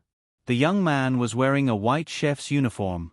However, other than the dining car, there was another person standing at the door, staring at Naneo. Naneo frowned as he stared at the man at the door. Soon, he found a trace of familiarity in his cold and threatening eyes. It was similar to the description in the information given by Gu Min. Although he already knew about his background, Naneo still asked symbolically to avoid unnecessary trouble. "Who are you?" Ling Han frowned and stared at the little radish who was slightly taller than his knees. He asked, "You're Gu Huanyan's son? How old are you?" Naneo's frown deepened. He stared at Ling Han and asked, 5 years old. "Do you have a problem with that?" He looked at Ling Han with a shrewdness and vigilance that people his age did not have. There was a bit of resistance that belonged to adults, and he did not hide his contempt for him. These complicated expressions were definitely not something that a 5-year-old child should have. Ling Han's expression changed slightly. This child? Was he really only 5 years old? "Naneo, I'm hungry." A sweet and cute voice came from the room. Naneo's eyes immediately retracted, and he returned to the innocent look of a child. He turned around and walked slowly to the table. "What do you want to eat?" "I'll get it for you." "Sandwiches." The chef who delivered the food quickly left under Ling Han's signal. Ling Han was about to enter the room when a voice suddenly came from the table. "Stand there and don't move. My mommy said not to let strangers be with her." Ling Han stood at the door with his arms crossed. He glared at Naneo and then pointed at the little girl beside him. "Jingjing knows me, so I'm not a stranger." Hearing this, Naneo looked at Jingjing. The little girl, who was eating sandwiches, tilted her head and looked in the direction of the door. She tried hard to swallow the sandwich in her mouth and then took a big sip of her milk bottle.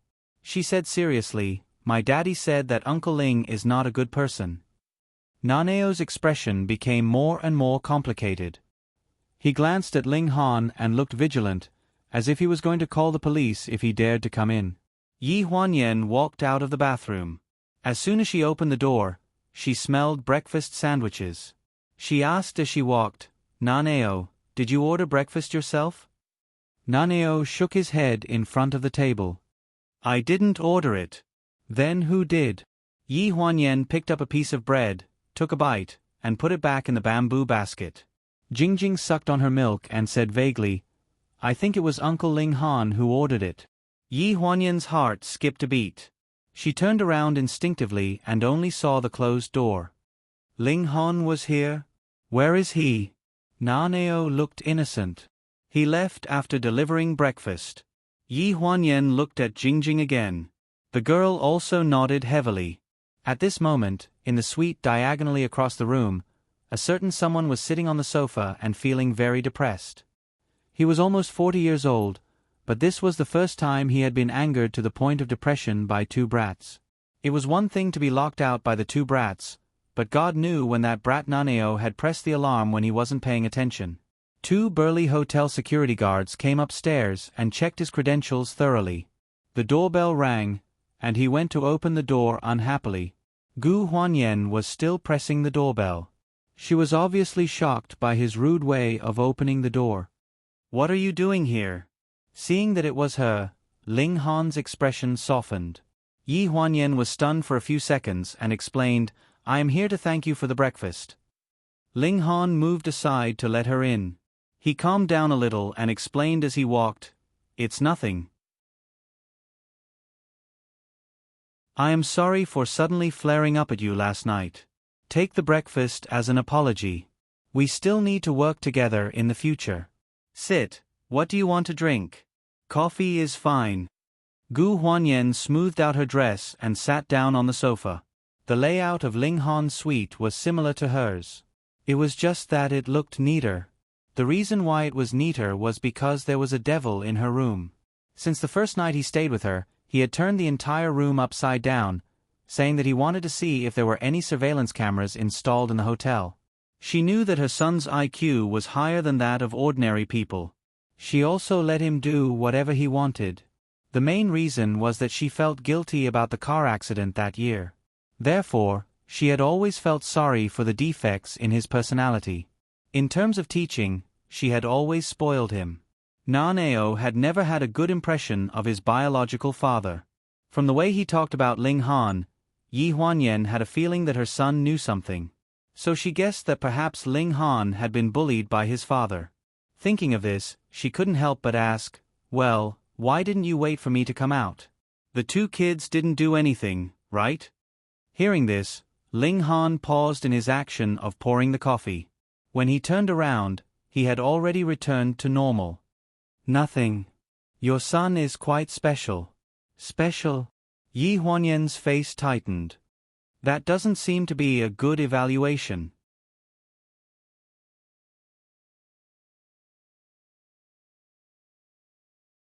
Chapter 342. Ling Han's gaze froze slightly as he handed the coffee cup to Yi Huanyan. "That's not what I meant. I just feel that your son seems to be a little different from other children. He seems to be very smart, but also a little too smart for a child his age." Yi Huanyan frowned, her heart beating like a drum. He was injured when he was young, so his personality is a little flawed. He's different from other children. "You don't like him?" Hearing this, Ling Han was stunned for a few seconds. "Do you care if I like him or not?" Any mother would care if her child is liked by others. Yi Huanyan took a sip of the coffee to hide the subtle anxiety in her eyes. In the blind spot of her line of sight, she did not notice that there was a flash of disappointment in Ling Han's eyes that even he himself did not notice. At this moment, the word "others" suddenly stopped in his heart and couldn't get rid of it. "I don't think I've ever heard of Second Miss being married before." There was a hint of provocation in his words.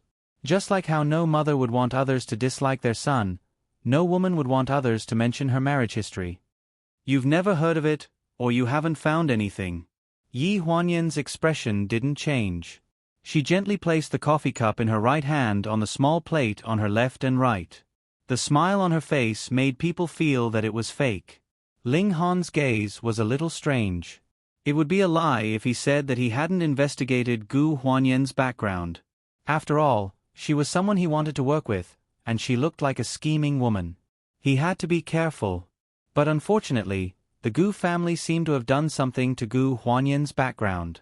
Although the information looked flawless, he couldn't help but gradually find flaws after getting close to Gu Huanyan. For example, the Gu Huanyan in the information was completely different from the person in front of him. Before he could respond, Yi Huanyan's voice sounded in the room again. It was a little hoarse but calm. You don't have to think about what I'm thinking or whether the information you found is true or false. I never thought of hiding my marriage history, but my brother might not think so. After all, my brother still hopes that I can have a good home. Home? Ling Han's eyes flashed a trace of coldness. Gu Xinian wants you to get married? Why? Does Ling think that I can't get married with a child at my age? Yi Huanyan put the plate back on the coffee table. Just as she was about to sit back down, her eyes suddenly landed on Ling Han. In the next second, she bent over in front of him. At a distance that was neither too far nor too close, she raised her hand and brushed his collar to tidy it up. Facing Ling Han's gaze, she said in a low voice, "It's just a tie that's crooked. I don't mean anything else." As soon as she finished speaking, she cried out in surprise. Suddenly, she felt a force tighten around her wrist. Her whole body was pulled into a broad chest. When she came back to her senses, she was already in a very ambiguous position. Her back was against his chest, and she was sitting on his lap. Generally speaking, this kind of intimate action only has one meaning in the East. Ling Han's hands circled her waist from behind, making her unable to move. He leaned over slightly, and his chest was even closer to her back. He whispered in her ear, "Don't talk to me about the Western stuff. If the information is true, you grew up in China for 20 years and learned the Eastern stuff." As he spoke, his hand had already slid from her waist to her calf, and pulled up her long skirt. His slightly cold hand reached into the base of her thigh, and his other hand had already climbed up her collarbone. She could hear his breathing, and his hot breath sprayed on her neck. Her body involuntarily trembled, and her eyes glazed over as her breathing quickened. His aggressive warning gave her a feeling of déjà vu. Ling Han originally only wanted to warn this woman not to do whatever she wanted in front of him. After all, she would only be at a disadvantage in the end. However, the moment he pulled her into his arms, the sweet fragrance that assailed his nostrils made him a little unable to control himself. In the end, it was hard to tell if those actions were deliberate or if he couldn't control himself. The moment he entered under her skirt, he could clearly feel the woman in his arms stiffen. It was rare for her to show this kind of nervousness, and it made him feel a kind of pleasure of conquering, both physically and mentally. The woman suddenly pressed down on his hand. "What, you don't want to?" he asked in a hoarse voice. On the contrary, in the next second, the woman rubbed his leg, and his expression suddenly stiffened. By the time he restrained the impulse of his body, the woman had already turned around and straddled him. Her hands were soft and boneless, and they hooked around his neck. Her pair of watery eyes were overflowing with sparkling waves, and she smiled at him seductively. "In this kind of thing, I prefer to be the one to take the initiative." As she spoke, her slender fingers tugged at his collar, and skillfully picked up his tie and 2 buttons on his shirt. Her warm fingers reached into his shirt, and she stroked his full and elastic chest. His face stiffened even more. "Enough!" His deep voice sounded in the room, and it was already devoid of lust. Gu Huanyan's actions were undoubtedly using him as a tool to vent her lust. Just like when they were in Florida, she told him that everyone has physiological needs. He pulled her from his body and onto the sofa, then quickly stood up and turned his back to her. "You can leave." There was a rustling sound behind her, and she didn't say a word, but quickly left in her high heels. The unique sweet fragrance of her body floated in the air, and every time she was in a place, it seemed to be able to retain this smell for a long time. After a click, The whole room fell silent. The sofa sank, and he held his forehead, a faint tiredness in his eyes. He couldn't explain the emotions in his heart. He was also a person who grew up under the Western education model, so he was not secretive about such things like physiological needs. Besides, he was not an innocent young man. There was no reason to ask a woman who had sex with him after drinking with him to keep her chastity for that one-night stand. But when he saw her skillful movements and flirtatious expression, he suddenly felt uncomfortable for no reason. He couldn't help but wonder if she was so open with other men. She was just a woman he had known for a short time, and he suddenly realized that his requirements for her weren't limited to the relationship of being a bed partner. In the half-truth test just now, he was already at a disadvantage. If he was at a disadvantage before because he easily thought of the person who had left 5 years ago, then in that moment, he was at a disadvantage because of Gu Huanyan's past that he had outlined himself. She was a veteran in the field of love, and she must have had many men in the past. At the thought of this, the tightness in his chest in the morning continued to hit him. In the corridor outside the door, Yi Huanyan took a deep breath and slowly exhaled. After confirming that there was no one around, she touched her cheeks. They were too hot. If she had walked a little slower, or if Ling Han had pushed her away a little later, she would have been exposed.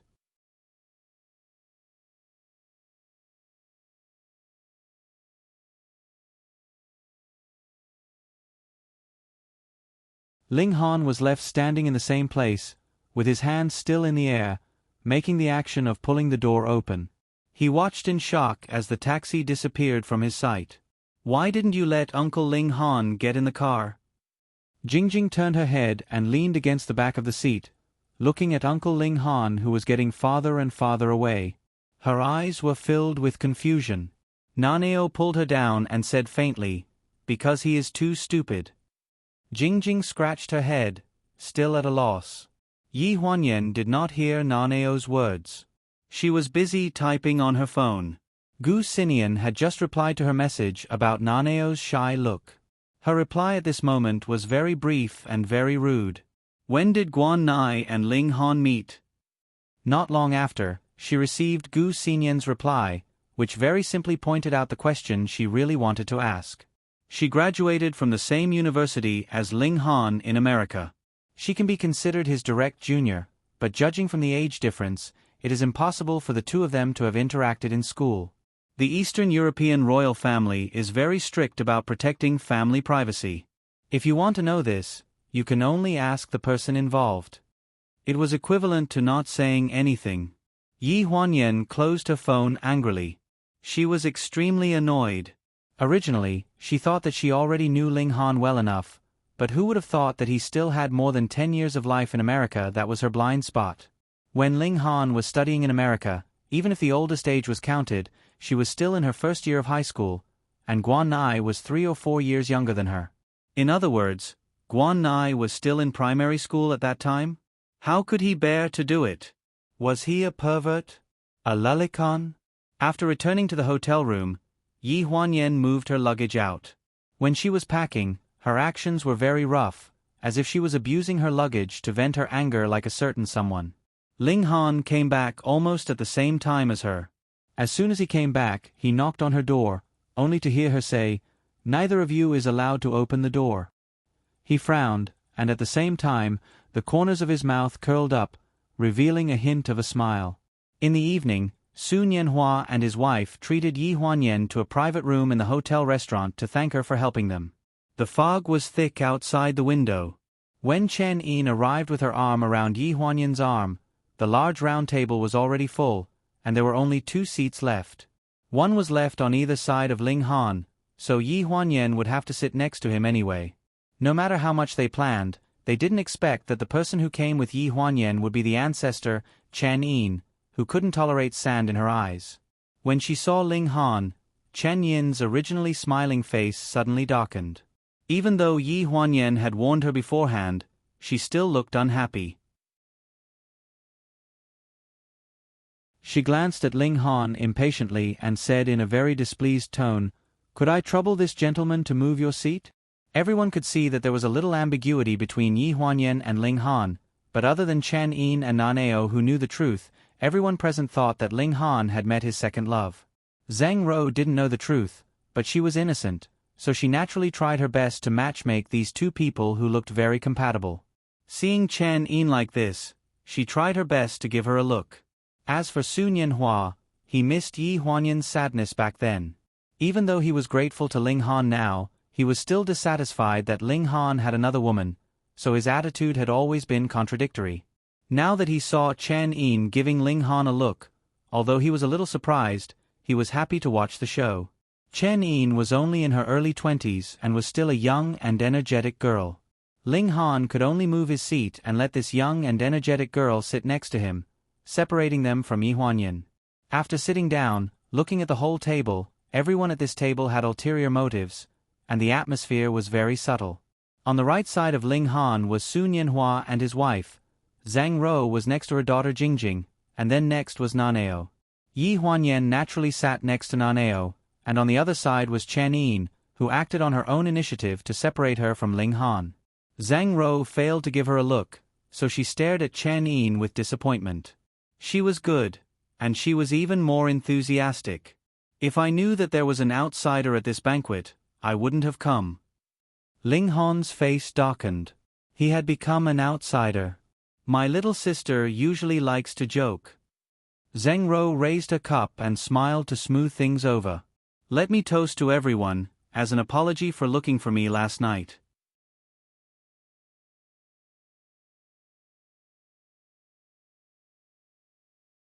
Chapter 344. Even the two children who were drinking fruit juice followed suit and downed a cup of fruit juice. As soon as Zhang Rou sat down, Chen Yin poured a full glass of wine and stood up. This glass of wine is for President Ling. President Ling is a noble person. As soon as he came here, everything was resolved. Sister Xiao Rou and brother-in-law got back together. Sister Yan Yan signed the contract. As their younger sister, I am also happy for them. This reason was rather far-fetched. Zhang Rou and Sun Yanhua both looked at the two parties involved. Yi Huanyan acted as if nothing had happened and continued to pick up food for the two children, as if she did not hear what she said. Ling Han glanced at Yi Huanyan expressionlessly. Then he frowned and picked up the glass of wine and downed it in one gulp. As soon as he downed the glass of wine, Chen Yin refilled it. The rule in the north is that a man should drink 3 glasses of wine when a woman offers a toast. But my family has raised me as a boy since I was young. President Ling is a noble person, so I will also drink 3 glasses of wine. In other words, Ling Han still had to drink 3 more glasses. The people at the table had never heard of this rule. Even if Zhang Rou was slow to react, she could tell that Chen Yin's attitude towards Ling Han was a little strange. She glanced at Sun Yanhua and realized that her husband was also confused. Yi Huanyan still looked indifferent. Ling Han glanced at her and refilled his glass. He said in a deep voice, "You don't have to drink anymore. Just follow the northern rules." She drank 2 glasses in a row and did not even have a chance to catch her breath. After drinking the wine, Chen Yin seemed to have something to say. Fortunately, Zhang Rou reacted quickly and interrupted before she could say anything. "The food here is not bad. Let's eat first. There's plenty of wine. There's no rush to drink." Chen Yin's hand loosened from the wine glass. Zhang Rou also heaved a sigh of relief. Before he could finish heaving a sigh of relief, he heard Chen Yin ask again, "I used to see President Ling on the news. With so many scandals, I wonder if Madam at home would mind?" The atmosphere at the table, which had finally eased up, suddenly became tense. Chen Yin looked like she was joking, but Ling Han was close enough to see the contempt in her eyes. Whether it was her undisguised contempt or her seemingly casual ridicule, it was enough to make Ling Han leave in a huff. But at this time, Ling Han's attention was not on her. From the corner of his eye, he caught a glimpse of something behind her shoulder. When Chen Yin was asking the question, Yi Huanyan clearly paused in her action of getting food for Naneo. Using other people's mouths to test his relationship history? He sneered in his heart. The second daughter of the Gu family was really good at manipulating people. She had only known a little girl for a few days, but she was already obedient to her. President Ling looks like you're in your 30s. Don't tell me you haven't been married? Xiao Yin. Zheng Ro looked like she wanted to smooth things over, but Su Nianhua tugged at her, and she swallowed the second half of her sentence. Su Nianhua stared at Ling Han indifferently. 5 years seemed to be long enough for everything to change with the passage of time. However, back then, he had only wanted to ask for Yi Huanyan and had never received any reply from Ling Han. To Su Nianhua, these answers might not be important. In his opinion, they were also not important to Yi Huanyan now. After all, a dead person was like a lamp going out, and there was nothing left. He watched coldly from the sidelines only because he smelled Ling Han's strange feelings for this Miss Gu. If the two of them could be together in the future, he, as an outsider, would naturally have nothing to say. But in his heart, he felt unsatisfied for Yi Huanyan. He was also very curious how Ling Han would mention his colorful love history in front of this Miss Gu. Sheng Enren and the others might be playful, but when it came to his first wife, what kind of attitude would he have? Drinking and talking about love are usually topics between men. Miss Chen is so young, but there are too many things that you're curious about. Ling Han's gaze followed Yi Huanyan's side profile closely, trying to find something from her face. Chen Yin's crisp voice rang in his ears. I grew up with my senior and junior brothers, so I've heard a lot. I'm used to it. If it's not convenient for President Ling to say it, just take it that I'm presumptuous. I can punish myself with a drink. No need. Ling Han pursed his lips, and his eyes flashed. He withdrew his gaze from Yi Huanyan and said indifferently, There's nothing to hide. The gossip in the newspaper is the topic of the company's artists. My wife passed away 5 years ago. I also want to know if she would mind if she was still alive. When he said, wife passed away, he glanced at Su Nianhua intentionally or unintentionally. So, President Ling is a person who keeps his nose clean? Chen Yin's rhetorical question was filled with undisguised contempt. There was a hint of ridicule at the corner of her mouth, and it seemed like there was a hidden meaning in her words. It made people sweat. Ling Han's gaze deepened as he sized up Chen Yin. Even if she was trying to get information for Gu Huanyan, there was no need to have such a hostile attitude. He vaguely felt that this Chen Yin was not normal. Who doesn't have a few exes? Xiaowu, you're not very sensible to ruin everyone's mood like this. A slightly hoarse female voice quietly broke the delicate atmosphere. Yi Huanyan held her wine glass and smiled sweetly. Xiaowu is not sensible. After all, she's a little girl. It's normal for her to be interested in gossip. I'll toast everyone on her behalf as an apology for ruining the atmosphere. Seeing that Yi Huanyan had taken the initiative to break the ice, Zheng Ro, who had long broken out in cold sweat, finally let out a long sigh of relief. She pulled Su Nianhua, who was beside her, to stand up and happily drank with her. She smiled and said, President Ling won't be angry with Xiao Yin. She's just a child. Before she put down her wine glass, Yi Huanyan filled it up again. The corners of her lips curled up and she smiled charmingly. I'll also toast President Ling alone. If he hadn't told me in time that Xiao Ro went to the glacier last night, I wouldn't have been able to find Xiao Ro so quickly. Mr. Su also wouldn't have signed the contract for my script on account of my sincerity. So, President Ling has helped me. This toast is to President Ling. Yi Huanyan's words had a clear boundary between what she was saying and what she was saying. Her words were very polite and distant, which made people feel uncomfortable. Ling Han looked at her deeply. A trace of anger surfaced in his eyes. In a fit of pique, he imitated his tone and replied, President Gu, you're too kind. Then he picked up his wine glass and downed it in one gulp. Zheng Ro looked at the two of them and frowned as she picked up her wine glass. Then I should drink with you. After all, you were looking for me. Su Nianhua could not stop her in time. He watched helplessly as his wife downed her wine glass. After 3 rounds of wine, the delicate atmosphere was mixed into the tipsy state, and the scene became livelier. Zheng Ro drank one glass after another heroically. After a few glasses, her face was already flushed. She nestled in Su Nianhua's arms and chatted with him softly with a red face. Chen Yin mustered up all her energy to drink with Ling Han. She gave all kinds of strange reasons, but Ling Han did not reject her. He only glanced at the woman behind Chen Yin. He wanted to know how many more questions she could ask him with Chen Yin's mouth. He also wanted to know how she would react after he answered her questions. She wanted him to tell the truth after drinking, but unfortunately, the truth might not be what she wanted to hear. One last question. When did you love your wife the most in your life?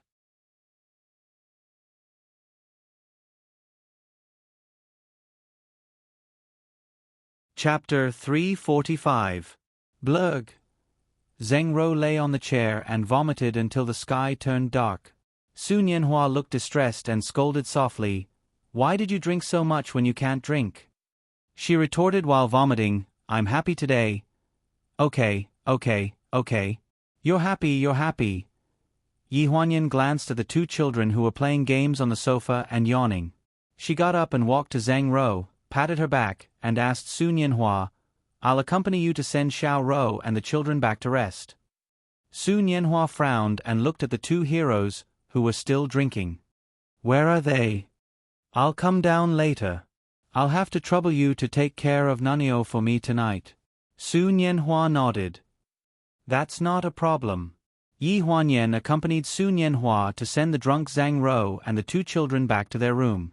At that time, Chen Yin was already drunk. Yi Huanyan did not hear Ling Han's answer to the last question. When they returned, Chen Yin was nowhere to be seen. Only one person was left in the messy room. Ling Han still had a calm look on his face as he played with the wine glass in his hand. He didn't look drunk at all. After 5 years, his alcohol tolerance had indeed improved. "Where's Xiao Wu?" Yi Huanyan asked. She suddenly thought that Ling Han might not know who Xiao Wu was, so she explained, "She's Chen Yin." Ling Han lowered his head and said, "Her brother took her away." Yi Huanyan nodded and looked at him. She hesitated and said, "You don't look drunk. Do you need me to send you back to your room?" Ling Han looked up and his eyes were hazy. "We haven't had a drink yet." Yi Huanyan took a deep breath and picked up the thick coat hanging beside him. "You're drunk. I'll send you back to your room." He could still pretend to be so calm when he was drunk. It seemed that his alcohol tolerance had not improved, but his acting skills had. "You still have questions to ask, right? I'm right here. You can continue asking." Yi Huanyan's hand, which was about to help him up, stopped in the air. She frowned and said, "Do you think I asked Xiao Wu to ask you those questions? Don't tell me that wasn't what you wanted to ask." Ling Han interrupted her and put down the wine glass. He slowly stood up and faced Yi Huanyan, then grabbed her wrist. She fell back into the chair and held onto the corner of the table in panic. Her face was full of shock. She felt the pressure on her shoulder. Before she could say anything, a strong alcoholic kiss landed on her lips and tongue. After a long kiss, he held her face and put some distance between them. His gaze was distant. "A little girl who just met me for the first time asked me so many personal questions. Every word and sentence was about my feelings. Guess if she has ulterior motives or if the person behind her has other plans for me." This kiss messed up her rationality and made it difficult for her to open her mouth. Ling Han completely misunderstood her, but she didn't know how to explain. Her burning gaze gradually turned cold and she stared at him blankly. "Have you never tried to trust anyone in your life?" Hearing this, Ling Han's hand that was holding her face stiffened. "Didn't you ask me to ask myself? Fine, I'll ask you the question from before. When did you love your wife the most?" "Day by day, at this very moment." "Is that so?" Yi Huanyan stared at him coldly. "You love her that much? It sounds very touching, but when she was alive, did you ever trust her?" He stared blankly at Yi Huanyan, his eyes filled with pain. He retracted his hands from her cheeks and reached for the wine glass on the table and downed it in one gulp. "No." "What happened after she left?" "After she left?" Ling Han seemed to have thought of something that had happened a long time ago. He thought of the first time in his life that he had gone crazy for a woman, the first time in his life that he had fallen into endless despair. He thought of the day when the truth was revealed. He was drunk, but he couldn't forget the figure in his heart. After she left, I realized that other than her, there was no one by my side that I could really trust. Yi Huanyan frowned. The anger in her heart had dissipated. Looking at his side profile, she only felt her heart ache. There was someone in this world who had hurt and abused you thousands of times, but as long as he looked at you with a sorrowful gaze, you would be deeply trapped and unable to extricate yourself. You would be willing to go through a mountain of swords and a sea of fire for him again. When she helped him into the elevator, Yi Huanyan was sure that he was really drunk. His footsteps were hurried and his eyes were hazy. He looked at her and called her Yen Yen. But she couldn't be sure whether he was calling her Gu Huanyan or Yi Huanyan. It wasn't easy to get him back to the room. She squeezed out a hot towel to wipe his face, but she was pulled to his chest and flipped under him. His slender fingers unbuttoned her coat skillfully. His cold hands directly reached under her sweater. After touching those two soft lumps, she was so cold that she shivered. She suddenly hugged his neck tightly and buried him in her violently heaving chest. Through the sweater, she felt the rhythm of his large hands. His desire grew stronger under the influence of alcohol. He couldn't wait to get rid of all the restraints. The long dress slipped from the bedside. The shiny belt and black lace underwear wrapped together and fell on the carpet. The huge chandelier above their heads refracted sparkling and translucent light, falling on the man's tightly muscled buttocks and the fair legs that were separated on both sides of his waist. That pair of strong hands was holding her smooth ankles, and the light fiercely pushed in. "N-ah!" Intolerable moans sounded one after another. She was so charming and seductive. He stubbornly parted her legs even more. He bent down to find her lips and sealed her broken moans. Love was like a tide pushing in on the beach, overflowing, retreating, and pushing in again. Yen yen, yen yen. In between the passionate kisses, he panted heavily and called out her name. Yi Huanyan was angry for no reason. She suppressed her moans and held his face to ask him, "Who am I?" "Yen yen, my yen yen." "Yi Huanyan?" "N." Yi Huanyan was a little annoyed. She angrily bit his lips. He responded with an even more passionate kiss, turning her soul upside down. Should she be angry? She slept with him with a new identity and body, but his mind was still filled with her old self. Should she be jealous of herself? She found it laughable just thinking about it. She tried to resist his gentle attacks and held his face again. She broke away from his kiss and asked while panting, "Look at me. Am I Yi Huanyan?" His drunken eyes were hazy and gentle, but his tone was incomparably firm. "Yes. You're drunk. How can you be so sure?" His lips curled into a devilish smile. His hands slid from her ankles all the way to her waist. He lifted her by the waist and carried her so that her legs were still wrapped around his waist. He sat down on that scorching hot spot, deep in and shallow out, causing her entire body to tremble. Her breathing became more rapid, but she was still not satisfied. "Because no one knows your body better than I do." He kept circling around the edge of her mind. His tone was charming. "Do you want it?" "Yen yen." Her face was like a peach blossom, crimson red. Her rationality was drowned under the extreme pleasure. Her cheeks were pressed against his chest, and she gasped for breath. "Please, give it to me."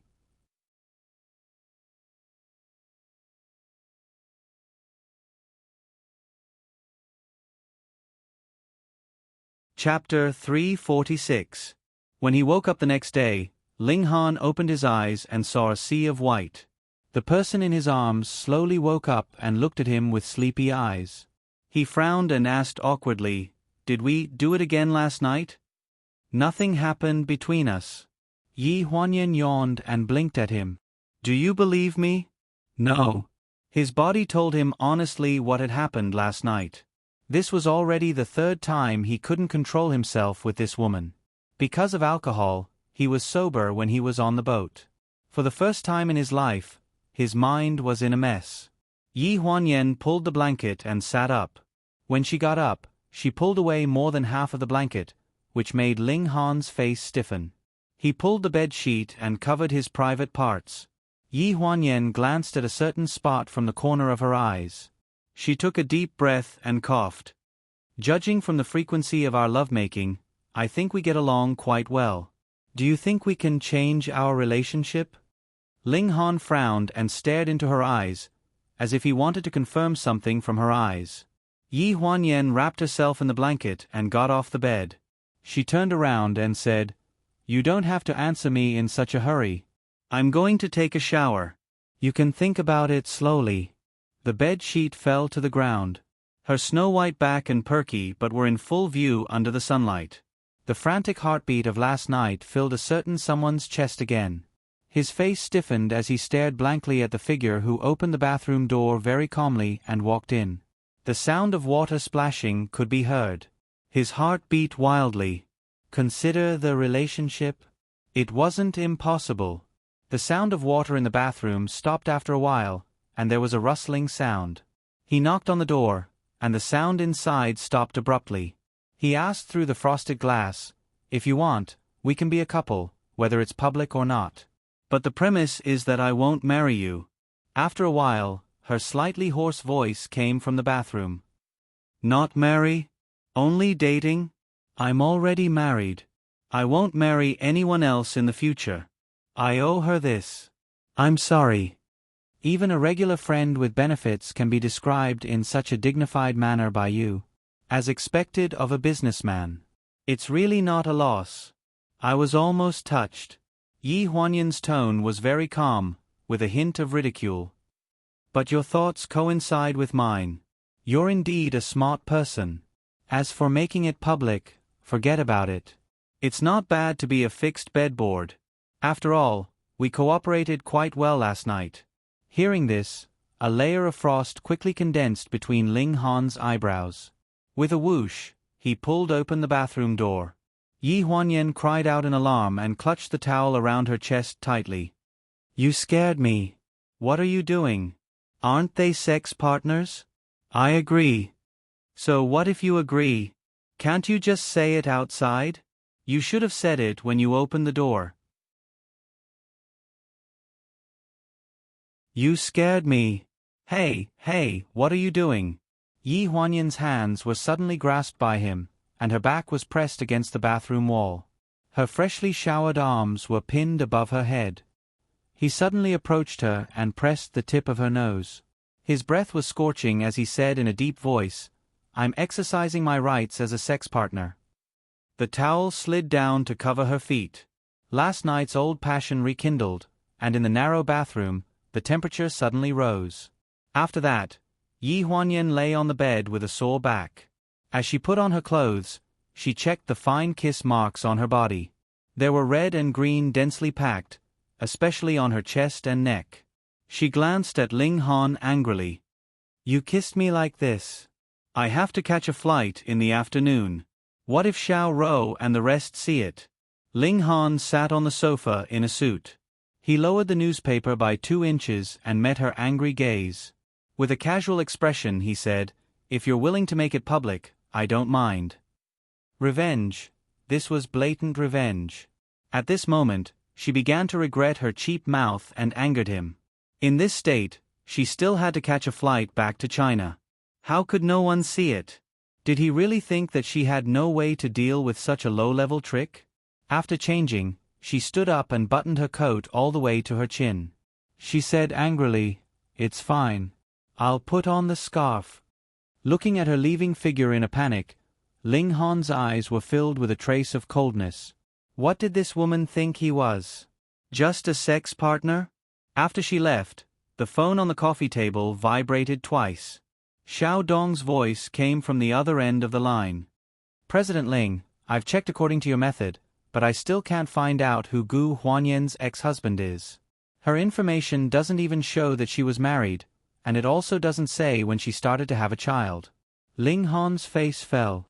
"According to her birth address, go and check it yourself. The hospital where she was born and lost, her adoptive mother, her neighbors, and even the dog at home. Check everything." I want the most detailed information. Okay.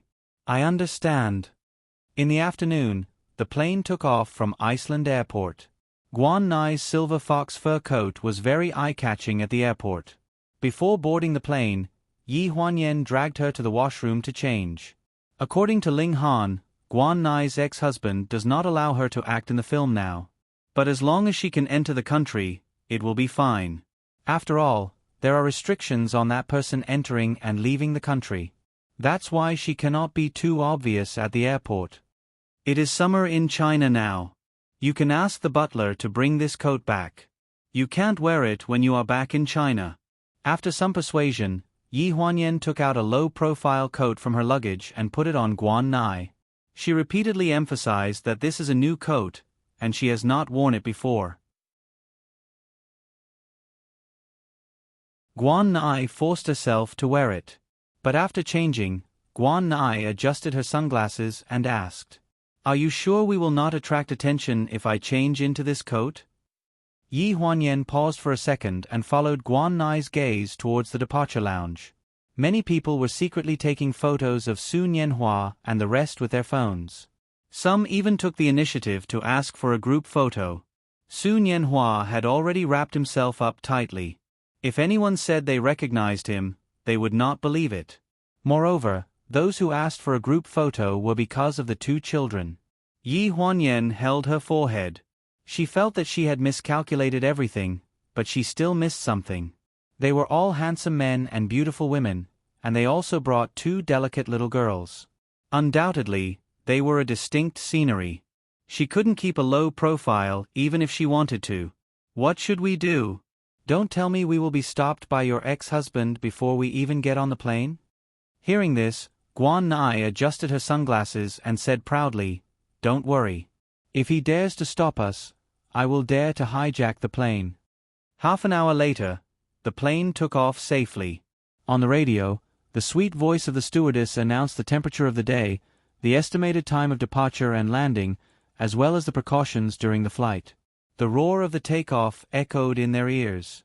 It pierced through the clouds high in the sky and gradually disappeared. In front of the floor-to-ceiling window of the airport, 5 or 6 muscular bodyguards were surrounding a man with chestnut-brown curly hair.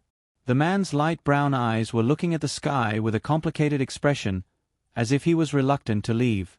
The butler behind him walked forward nervously and said respectfully, "If we inform the captain now, we can still let Madam turn back." "No need. Let her do what she likes."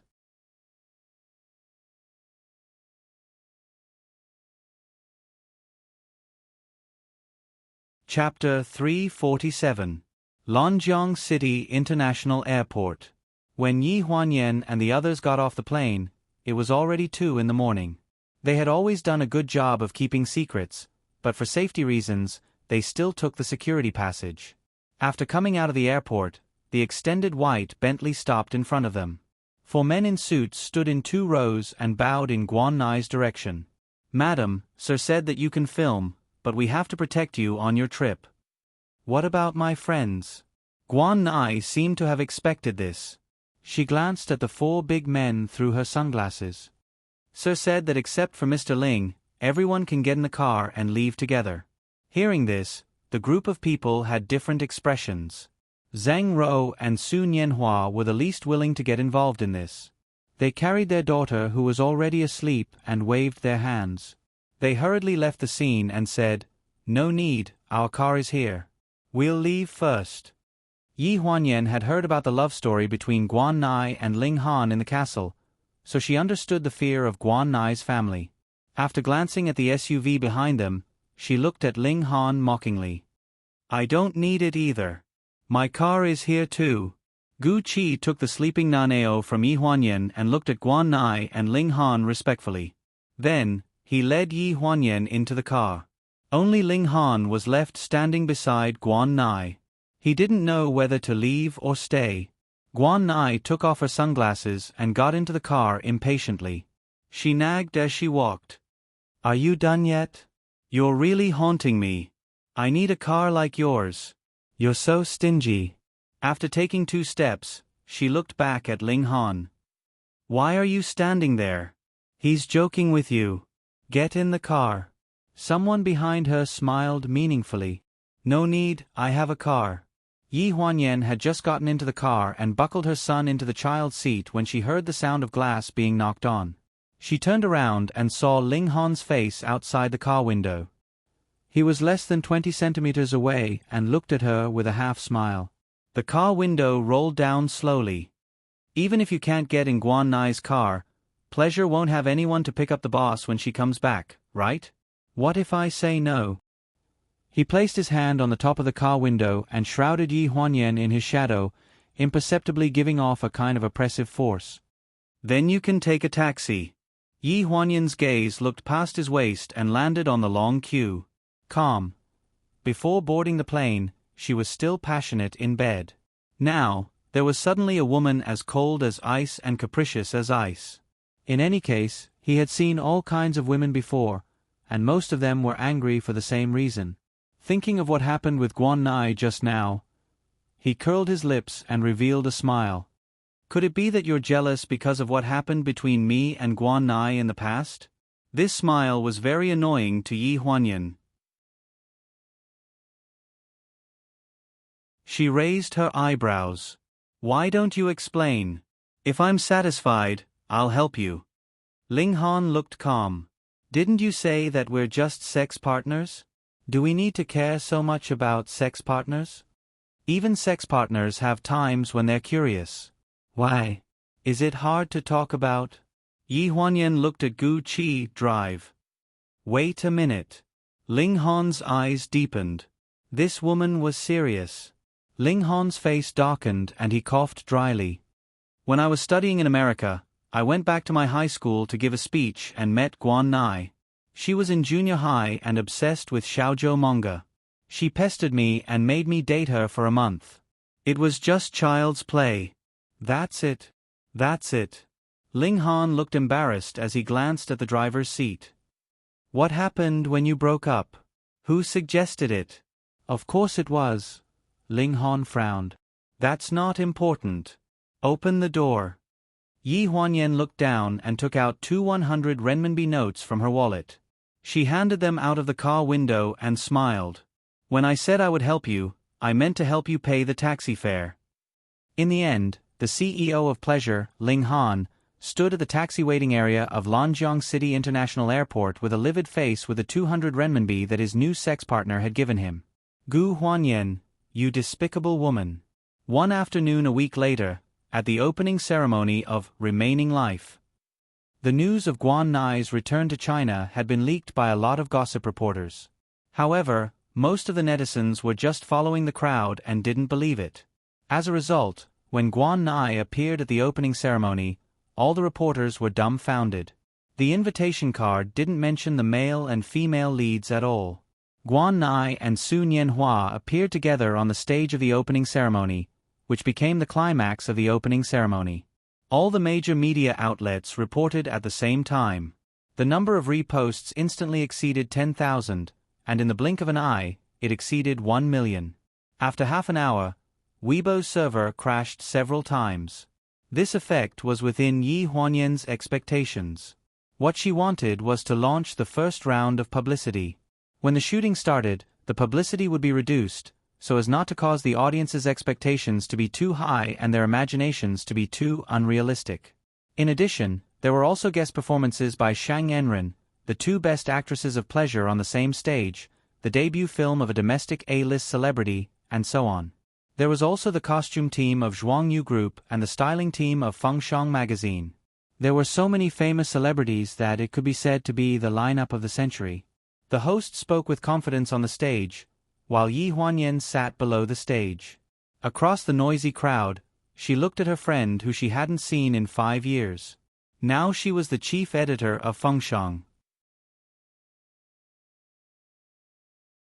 She was wearing a gorgeous black gauze dress, with short hair and a single long string of crystal earrings by her ears. Her makeup was exquisite, and she looked at the stage with a cold expression. She clapped when she should and smiled when she should. All the expressions on her face seemed to have been rehearsed in advance. Looking at her for a long time made one's heart ache. When the opening ceremony was about to end, Ji Xiaoye stood up and walked towards the entrance of the venue. She was on the phone with her head down and tidied up her dress. A person dressed as an assistant suddenly walked up to her and respectfully handed a card to her. She frowned and opened the card in confusion. Her fingers that were holding the phone by her ear suddenly trembled. At Guanmei Hotel, the new female devil of the fashion industry, the chief editor of Fengshang, Ji Xiaoye, was wearing a unique black gauze dress in the BV show field. She hurriedly lifted the hem of her dress and hurried down the corridor. When she turned the corner, the priceless dress suddenly caught on the door frame and pulled a big hole. She didn't even frown. She dropped the hem of her dress and quickened her pace. She clenched the card in her hand. The second she saw the content of the card, she didn't even change her clothes. She directly asked the driver to drive to the address on the card. The familiar handwriting and tone on the card meant that there couldn't be another person in this world. Outside the green bamboo room, the waiter nodded respectfully at Ji Xiaoye. He opened the door of the room and invited her in. Ji Xiaoye stood at the door of the room in a daze. She looked at the person in front of her in a daze. There was a back view by the windowsill. When the person heard the sound, she slowly turned around. When she saw her, her lips curled up and she gave her a gentle smile. She seemed a little shy. She raised her hand and stroked the strands of hair by her ear. "Xiao Yu, long time no see."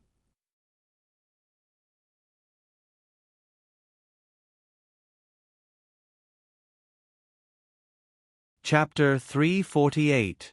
It had been 5 years since they last met. Her appearance and voice had changed. She looked like a completely different person. She was still the person who had taken photos of her several times and negotiated a contract with her once.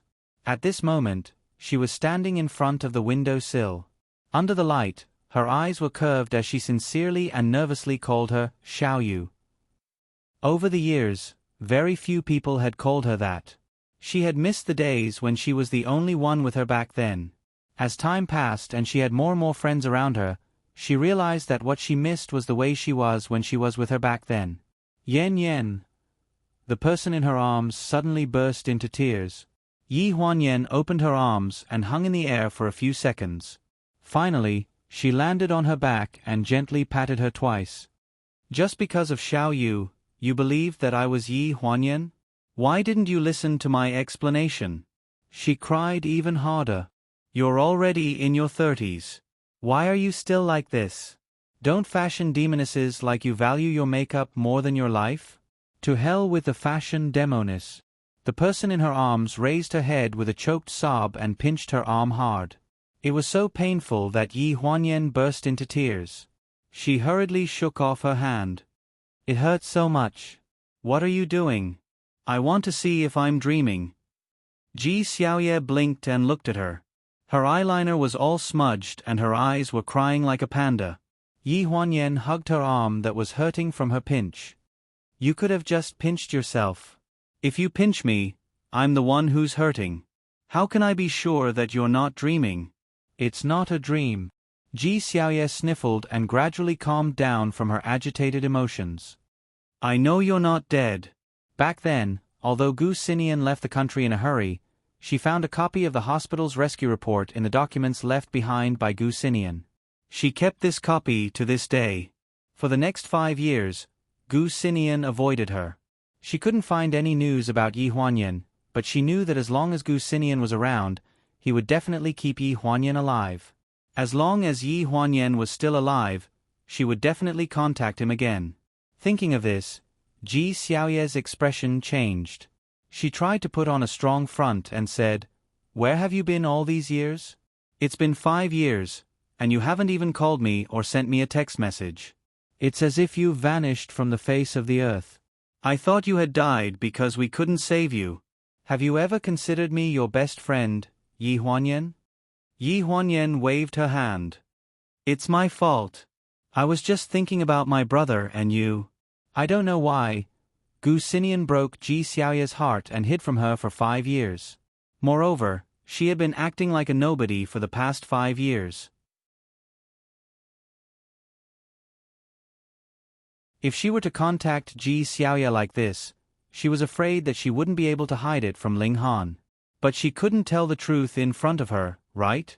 When it came to these complaints, Ji Xiaoye started scolding her incessantly. Yi Huanyan couldn't refute a single word and could only lower her head and accept the scolding. "Mommy, when will you and Auntie finish talking? I'm hungry." A boy's voice interrupted Ji Xiaoye's scolding and interrupted her anger. Looking up, she saw a little boy sitting in the corner of the private room. He wasn't even as tall as the table. He was holding a tablet in his hands and looking at them with a melancholy expression. "This is my son," Yi Huanyan explained awkwardly, "Naneo. His real name is Gu Yao." Ji Xiaoye looked at Yi Huanyan, then looked at Naneo. Suddenly, she screamed and pounced over. "Oh my God, Yi Huanyan, where did you get such good luck? Your son is so cute." Naneo was in Ji Xiaoye's arms and she looked at him carefully. "Why do you look like you got a new toy?" Yi Huanyan pursed her lips. "The child is still young. You're going to spoil him." "What analogy? This is a living person. How can I bear to spoil my godson?" At this moment, Ji Xiaoye was in a very good mood. She pinched Naneo's little face and said, "Come home with Godma to play for 2 days, okay?" Naneo glanced at his mommy with a questioning look. Without waiting for Yi Huanyan to speak, Ji Xiaoye interrupted, "Your mommy's opinion doesn't count. Just listen to me. Godma has a lot of fun things at home. You can have whatever you want." Yi Huanyan's expression froze. "Hey, you've been playing with them for 5 years.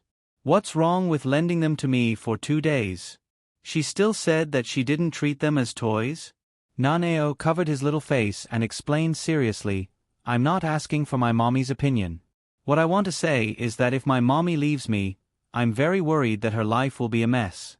Some people can fool her with just a few words." Ji Xiaoye looked at Yi Huanyan meaningfully and said in a mocking tone, "Some people? You mean Ling Han, right? People in the industry are saying that President Ling of Pleasure Entertainment has a special relationship with President Gu of Haiyan Media."